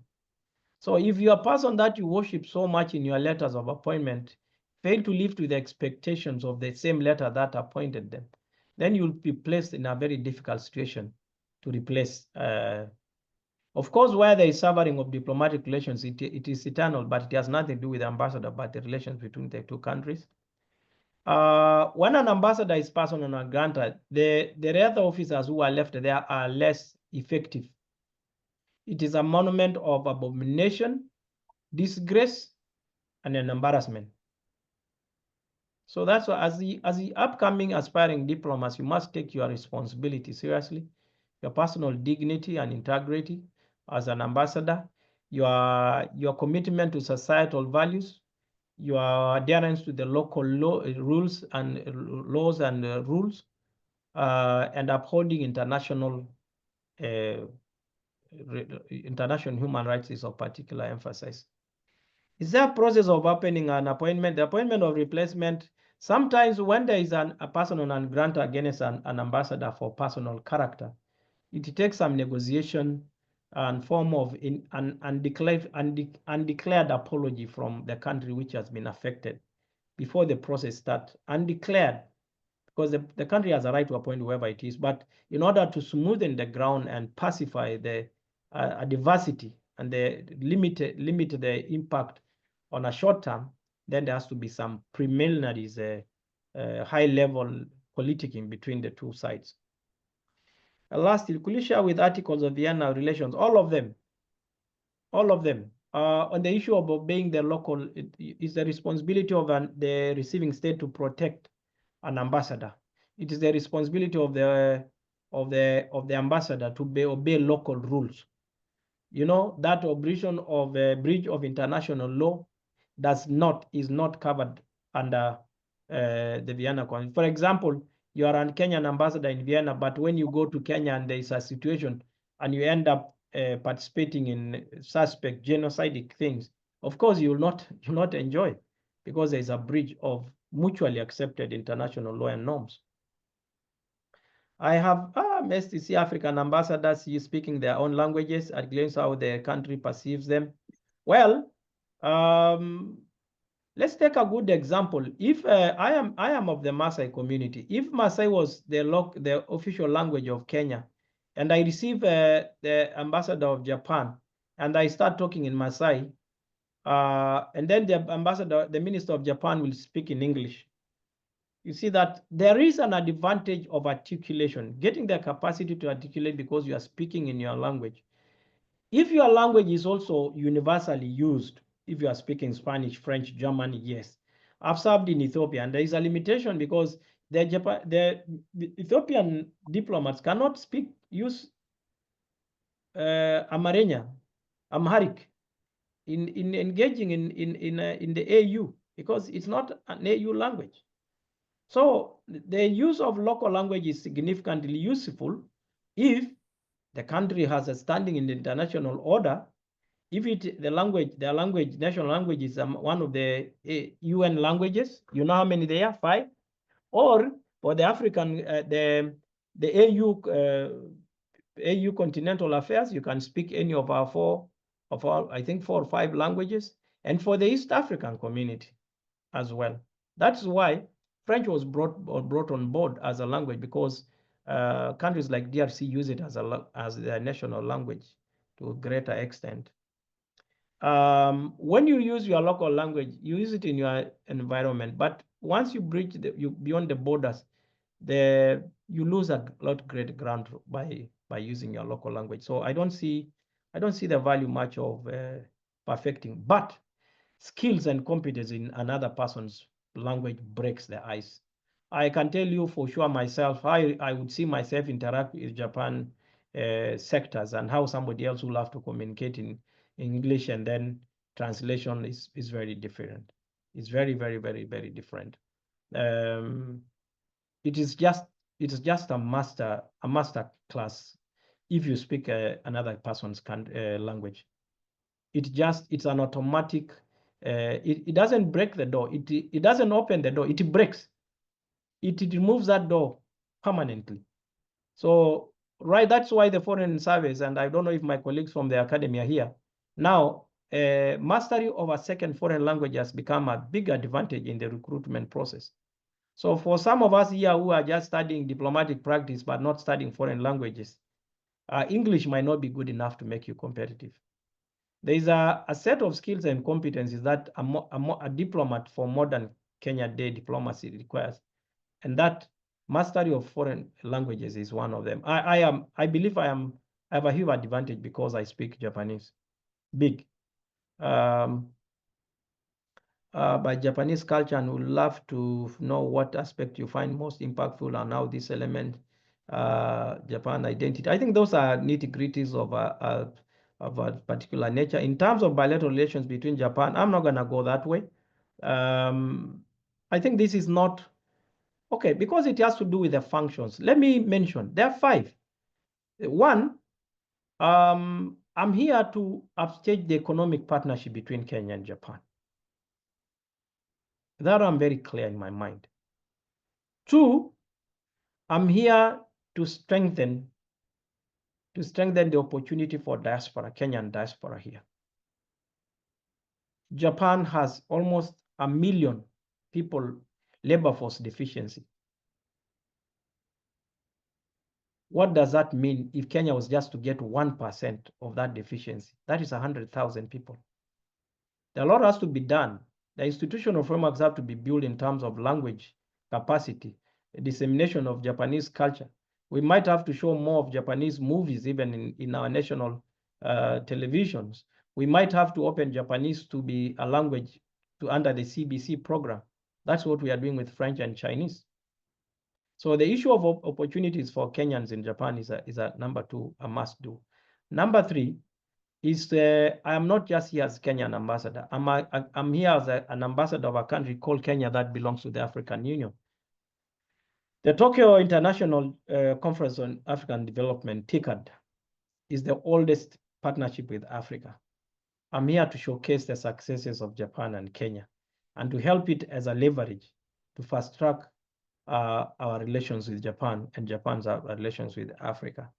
And finally, I'm here representing the Global South. I'm here to say that Kenya, Africa, and the Global South belong to this globe. We have emerging challenges that face us, including climate change. And Japan has a big role and plays a big role in a safe, stable, progressive world order, the promotion of the democratic dividend, multilateral system, rule-based international order, the reform of the international system to give equal opportunity and with fairness. These are things that every diplomat here, not just me as ambassador, but every Kenyan diplomat here in Tokyo is very familiar with. And these are things which are very elaborate in our strategic plan. Then scored in our 6 of strategic objectives in the performance contract. And I said, remember, I said the 8 areas of our performance management system, which we do it every day. How can students grow in the diplomatic sector? The first one, you have to excel in your academics. There is no shortcut to that. The sector is becoming very competitive, is becoming very elaborate and very professionalized. Remember the skills, competency, the skills and competency set out I'm talking about. This is some area that, again, Dr. Ikene can get practicing one of our colleagues, senior diplomats. There are some colleagues who have just retired and they are career officers. They've been there for 35 years. They can help you to understand where you really create leverage and for yourself in this sector. Are there scholarships we can attain? There are no particular scholarship for DESTA, but I want to challenge you, Dr. Wakene. Why don't you consider we identify a university in Japan and you create a strategic partnership with, there is a university I went the other day. I don't know if they offer international relations, called Sophia University, but we have very, very good universities here, both public and private, offering international relations and diplomacy. I think it's high time DESTA University establish a partnership. And I want to take this opportunity to challenge you. The Kenya University of Management were here about 3 months ago. They had a students tour. I challenge you to organize a student tour. And I think this class can pull out that. What can we do to show?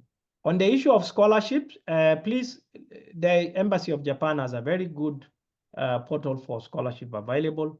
The universities here, private universities here, they give also, and it is affordable.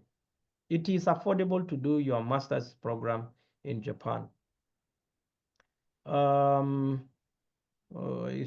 Japanese interest in Kenya since I've talked about Japanese interest in Kenya, but let me just highlight, Kenya is Japan's top priority entry point into the African hinterland.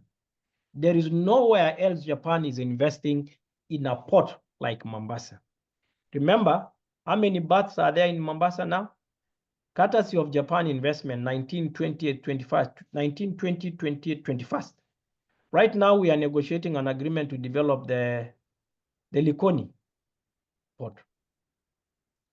We have all seen the Dongokundu bypass, opening up all the area towards Dar es Salaam and all the way to Somalia is a big link. We are also partners with Japan on global issues on regional peace and security, including the stabilization of Somalia, where Japan actually has a special envoy. Given Japan has different political structure from Kenya when it comes to letters of credence, I present to the emperor. It's a very small, it's just the same case of Australia and Canada. I presented my credentials to, and actually there is a video. There is a video on the embassy's website on the day I presented credentials. You can familiarize with what happened, the club ground trotting horses and the imminent bow, showing a sign of respect and recognition of Japanese culture. How does the role of Kenyan ambassador differ from a consulate in other countries? There are three differences between this embassy and consulates. First is in the level of representation. We talked about the issue of plenipotentiary and extraordinary. In terms of structure, the structure we have here at the embassy and the structures in consulates is different. Consulates are specific to particular interests. This embassy is wholesome and all-inclusive. I have agencies from around representing. We have a defense attaché. We have an immigration officer. So in terms of organizational structure, as we said, it's also different. And finally, in terms of deployment and resource mobilization, I think it's different because most consulates report to their respective heads of mission. For example, the consulate in Arusha is really supposed to coordinate affairs through the High Commission in Dar es Salaam. I report directly to Nairobi. How do diplomatic missions coordinate with international organizations like the UN and WTO? I think they work very well because those are the places. Like our PR in New York is sent to represent us in the UN. Our colleague in Geneva is accredited to World Trade Organization. So they're actually the ones who are accredited to function and represent the interests of their country. How do diplomats balance between personal values with policies of their government? The bottom line is ambassadors don't have personal position on issues. They don't. The letters of credence tells that the price You speak and act on behalf of your president. That's why it is very offensive when ambassadors breach the local environment. There are situations where an ambassador, a political appointee, is appointed and then there is change of government. There is that lingering kind of feeling that maybe somebody will not be loyal to the new administration, and that's why they are pulled out. Ambassadors comply, and then you ask later. So that's something, there's no room for what we call liberalism. There's no room for liberalism.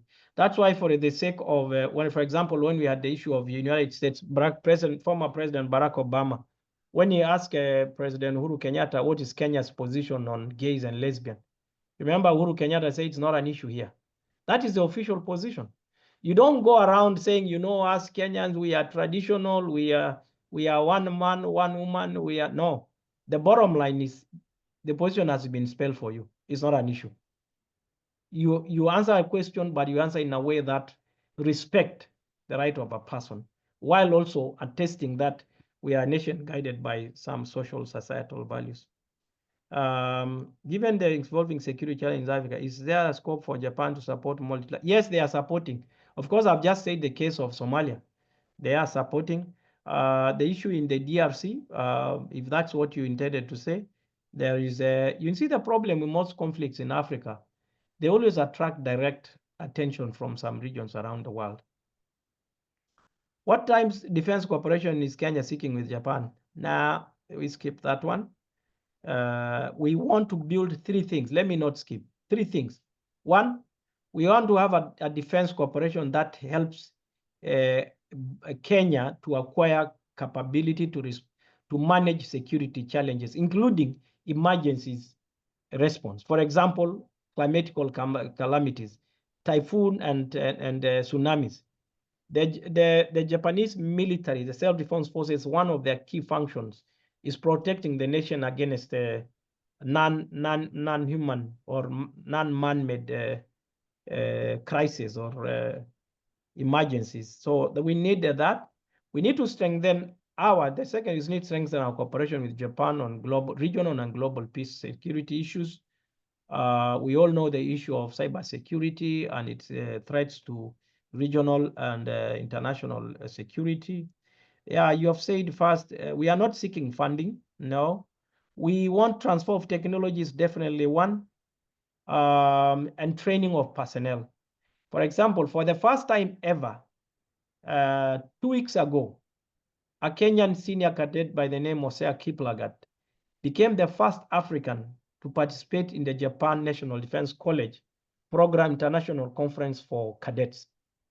The first time of any African. That is a sense of special relationship. So we want to use our defense cooperation to boost our relations to another level. In January, Takanori Arima, Director General. Oh, you saw it. Well done. Who is this? Ambassador Nivel Nganga. Very good. Excellent. Very, very good. Diplomats read, and we appreciate moments of diplomatic history. For the usual requirement that ambassador speaks the local language of a country is not a requirement, but is a big advantage. In some countries, yes. Japan cannot post you to France if you don't speak French. Japan trains its officers. The young officers who are posted to Kenya are trained in Swahili. And as well in Tanzania. So language for officers, particularly operational, not ambassadors mainly, but officers, the foot soldiers of an embassy, it's very important to speak the language of the country you are being. How do defense attaché and military allies into the diplomatic space? In two ways, High Commissioner Linda, in three ways. One, embassies give a comfort and safe zone for military and defense attaché to perform. Number two, in executing their duty, defense attaché and military attachés ride on the political and diplomatic framework of the relationship. So in the real sense, when you have, for example, us, Kenya and Japan, we launch, I'm very proud with this, we launched the inaugural political dialogue this year after 61 years of relations. I'm glad it happened during my first few months of being here. And discussion on defense and security are considered the number 2 agenda under political consultation. So military and defense attaches align with the political and diplomatic nuance of the relations. And finally, defense attaché and military attaches, when assigned to the embassy, enjoy all diplomatic privileges and immunities that as if they are, because they are a diplomatic agent. And in so doing, they become even sometimes more effective than ambassadors and other diplomats because they are specific trained on areas. They are actually trained on specific areas, and their targets are usually more elaborate. Can you share insight on the economic development initiative in the embassy promoting in Japan? I've talked about that. But you should know that we have the Osaka Expo this year, 2025. Kenya is participating big. We have key 5 events. We have the business forum. We have the diaspora forum conference. We have the Kenya Run. This is something very special. We are doing a Kenyan run as part of the Osaka Expo. Then we have the business luncheon, which is very, very important for the head of delegation to engage. And then we have a program that ensues from Osaka Expo, which we now bring to the embassy to help us enhance the capacity of the mission as an economic hub. I talked about this earlier. And good question, Permanent Representative Leroy. Very good. How can an ambassador disagree with those they work with without severing ties, and how they can balance friendship in the workplace and policies of the foreign country? This is a bit out of context of our discussion today, but it's a very important question. Now, I think it is important to say that disagreement are a natural component of working together. It is possible that you are an ambassador, but you don't usually understand everything. You have to work with the experts. I am a career officer, but there are officers we have designated as team leaders. So I can provide the leadership, but I should be tolerant on the altitude, not attitude, altitude of the thought processes in the preparation of advisory notes. Can I disagree with them? Absolutely. But I'm also supposed to undertake coaching and mentoring. I actually ran this topic across with one of my colleagues yesterday. I was asking my colleague what the understanding of diplomatic practice and all that. And it just tells you that there is the necessity for interconnectivity. First, as colleagues, but also as Kenyans who have a responsibility to deliver. Policies of the foreign countries, we have to be aware of them. We do political reporting to make sure that we understand the foreign policy. And it's up to my role as a head of mission to ensure I'm not really about balancing friendship. No, I'm here to optimize on interest, realization of interest, both Kenya's strategic interests and the common interests of Japan. If in the aspect of doing that, I achieve friendship, so be it. Ambassador, the session is well informative. Inside my question about ranks within the foreign service, my thought was, now, no, you got it wrong. A charge d'affaires is the senior most officer in the mission in the absence of a substantive head of mission, whether it's a minister, counselor, or a third secretary.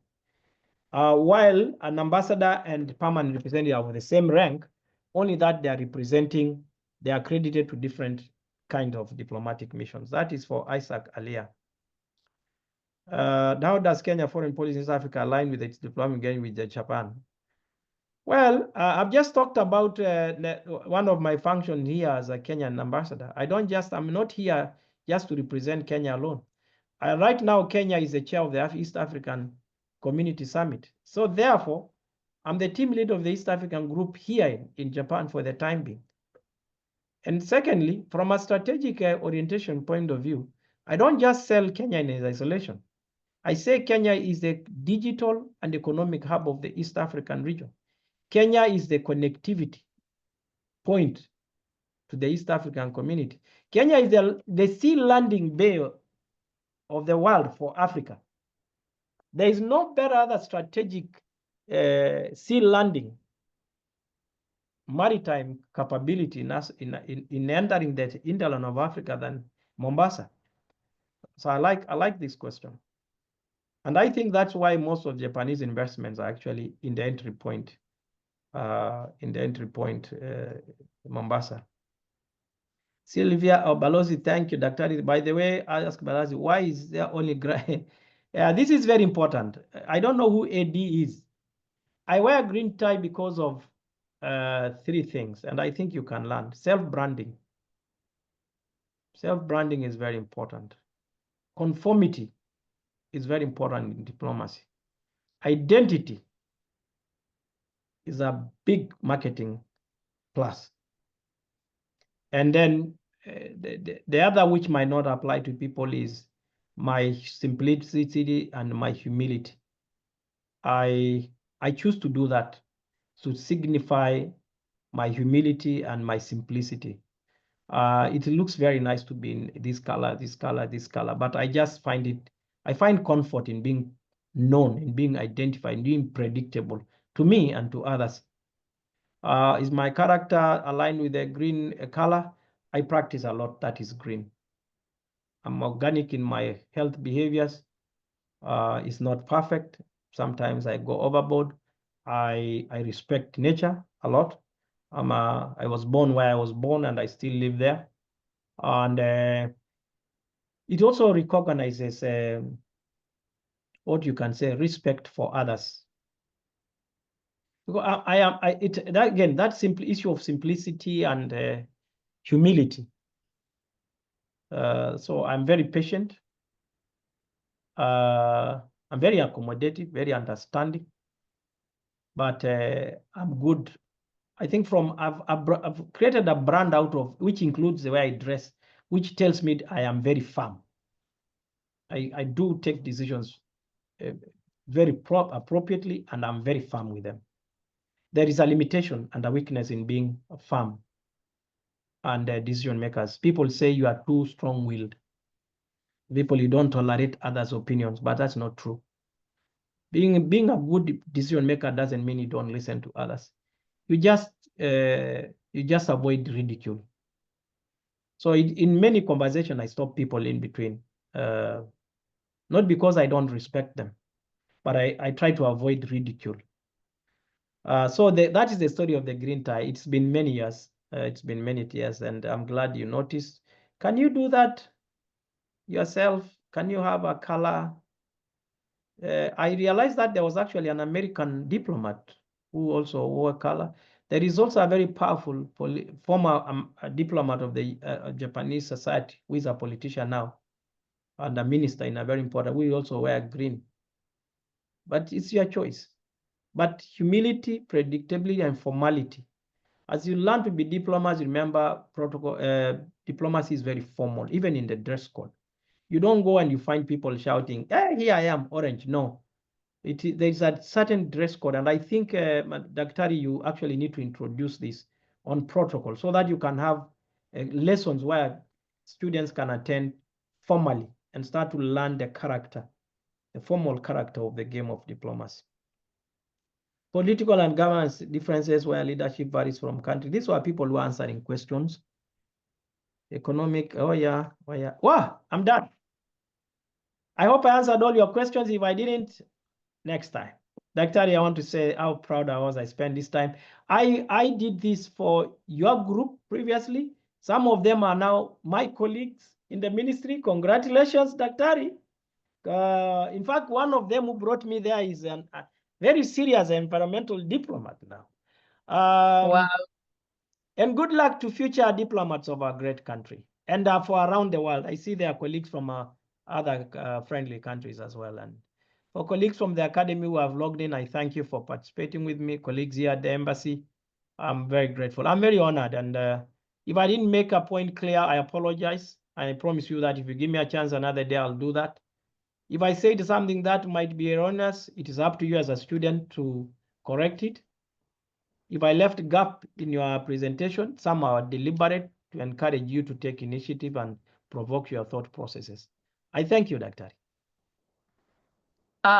Thank you so much, Ambassador Lemoshira, for really staying on all these hours. I don't know how you have done it. Yes, so this is just a true demonstration of what you have just shared with us, that you have forever been continually been consistent and dedicated and committed to really mentoring the next diplomat. And as an institution of Daystar, we first want to take this opportunity before we maybe move a vote of thanks. I am aware that in here are your colleagues, members of the diplomatic staff and diplomatic service. Maybe we could give them just some time to just put on their cameras and just say one word, Jambo, so that we appreciate you before maybe we give our closing remarks. Kindly. Okay, colleagues from the academy, anybody still there? It's been long. Yes. Hello, anybody from the academy? Okay, at least I can see Madam Jennifer Njuguna. Are you still there? Just please go on camera and have a word with your future colleagues. See, I'm not sure if they can see me. We do see you. There you are. Hi. Hello. Hello, how are you? Yeah, fine, thank you. Yeah, I'd like to thank my boss, Ambassador Lemoshira, for giving you a very informative presentation, and for the organizers, the instructors, and the students. I hope you've learned a lot, and I hope you'll implement it one day, that in case you ever join us. That's all I have to say. Thank you, Jennifer. Let me say something interesting. The first time I met Jennifer Njuguna, she was not an employee of the ministry. She walked into our office, my office, I was a PA to the PS. And she was looking our way, she was seeking advice of how to get recruited. And I told her to go and study Japanese. Jennifer, is that true? Yes, it is, Balozi. Are you not now a first counselor? You have 17 years in the ministry. Yes, wow. I am. Wow. Take my advice seriously, because Jennifer is an example. And actually, I'd even forgotten that until you talked. We recruited, and the reason why she was taken is she went and she did a 3 months course in Japanese, which fulfilled the advantage of a second foreign language. Wow. This is your third or second mission now? So my third. There you go. Wow. Wow. She's a past counselor, meaning that she's the level of policy, foreign policy formulation. Thank you, Jennifer. You can you can remove your video. All right. Okay, there you go. So as we bring this to a close, we want to invite one of our students to move a vote of thanks to Balozi before we finally bring this to a close.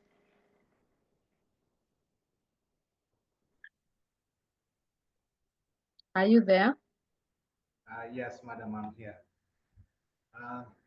Your Excellency, Ambassador Moi Lemoshira, on behalf of the Daystar University postgraduate students in attendance, I extend our profound gratitude for your gracious hospitality in hosting this enlightening session for our fellow colleagues. We also thank Her Excellency Ambassador Angeline Musili, as her attendance alongside other diplomatic personnel is greatly appreciated. Today's session, which provided us with first-hand insights into diplomatic practice and global relations, demonstrates your belief in nurturing future diplomats. Your dedication to fostering Kenya-Japan relations has not only strengthened bilateral ties, but also created invaluable opportunities for both cross-cultural learning and collaboration. Your engagement inspires us to champion the values of innovation, sustainability, and mutual respect that define the Kenya-Japan relations. Once again, thank you, Your Excellency, for your exemplary service and for igniting a spirit of possibility in us. We are confident that under your guidance, the bonds between Kenya and Japan will continue to thrive. May your tenure remain impactful and rewarding. Thank you. Thank you very much. Let me have a final say just to Before the respond. final say, I also wouldn't pass without me extending my sincere gratitude to you, Ambassador, for always accepting to share your knowledge and expertise and experience with our students. As you have alluded to across time, we have always reached out to you and you have always graciously accepted to do this for us. We are forever really indebted, especially personally as a lecturer in this department.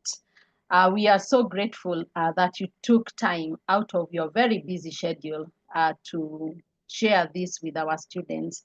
And we believe that in here is the next diplomat who has really been inspired today to be able to take up the challenge and to be able to walk in your footsteps in the future. So thank you so much for your commitment in mentoring the next generation of the diplomats. And I want to promise you that also on our end, we are really trying to do that which is required of us and connecting them as much as possible to industry. As an institution, Rough the Easter, we also are ready to take up the challenge. I will pass this to my HOD Dean into our highest management, our VC. I know he's very committed to seeking such opportunities. So we will also as a class explore, as you have said, and this is for the students here, possibility of making a trip to Japan. So we promise you that before your time is up, that we shall really explore this and we hope to visit to make it a reality.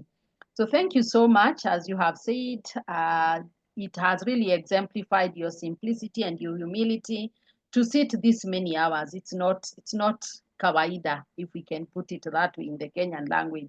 It's kawaida, and we truly appreciate and we can never thank you enough. So we take this opportunity as a class of AMA Diplomacy to wish you the very best as you serve. May the Lord continue to re-energize you in his service. Asante sana Balozi. Thank you, Daktari, and thank you to Ambassador Nivel Ng'ang'a. I hope I'm pronouncing your name well. Now, partnership with the Japanese university. Sure. Student trip. Yes. Full university trip, which I hope by then you will have made some significant. Then finally, I think it is time you include Japanese as an elective course in your degree course. And even maybe look at it if you can introduce it to a master's, because it is really an opportune moment. Right now, every foreign service around the world is moving from generalist to experts. I think in my lifetime, I'll see the Kenyan Foreign Service go to experts now. So you'll have regional, subject, thematic areas expert, and even language experts. And if you want to be good, try that which everybody doesn't do. I remember when I was given the opportunity to come and do the Japanese language studies in 1995, nobody applied. I'm the only one who applied, and people were like, why would you apply when people are going to work on posting? I said, but that's what I want to do. Hello, I'm here. So unaona hii bendera iko nyuma. You cannot be good by doing ordinary things. You cannot. So most people run to French, they run to Spanish. And you'll find in-house people who are really, really, really competent. And I think, Daktari, if the university was to think about introducing Japanese, I'm very sure the Japanese embassy will be very willing to listen to you. We shall explore that for sure. That's on my list. God bless and all the best. May you all pass your exams. Unfortunately, somebody will have to pass more than the other. Thank you so much. Bye. And have Bye-bye. a good The meeting night. comes Have to a an end. good evening. Thank you. Thank so you. much. Bye-bye. Thank you. Let me leave meeting so that you can have words with your students if you. Okay, thank you so Sure. much. Be blessed. Yes, there you have it, students. It's been many hours since 10 o'clock, and we just truly want to thank the ambassador as he leaves for having done this, and even for you staying this long. We are 30 of us. A while ago, we were 40, but it has really taken your commitment to be here, and we just want to thank every one of you for this, and we will catch up with every respective class from our undergraduates into our MA diplomacy. We shall continue these conversations. I know you are tired, you're hungry, you need to take your lunch. So let me not keep you so much. Today, we have had our MA class during the day, and therefore we are free in the evening. We can therefore relax a while. For the MA students, for the undergraduate students, again, who have also stayed on this much, we just thank each one of you. And as I have said, we shall continue this conversation in class and explore those opportunities that have been presented to us. Thank you so much. Have a good afternoon. See you next week in class. Stay blessed. Just a final Bye. Thank you so much. God bless you too. That was Thank very you, impactful. Have a good one. Thank you Secretary. for this opportunity. Thank you. Thank you. Bye. Thank you.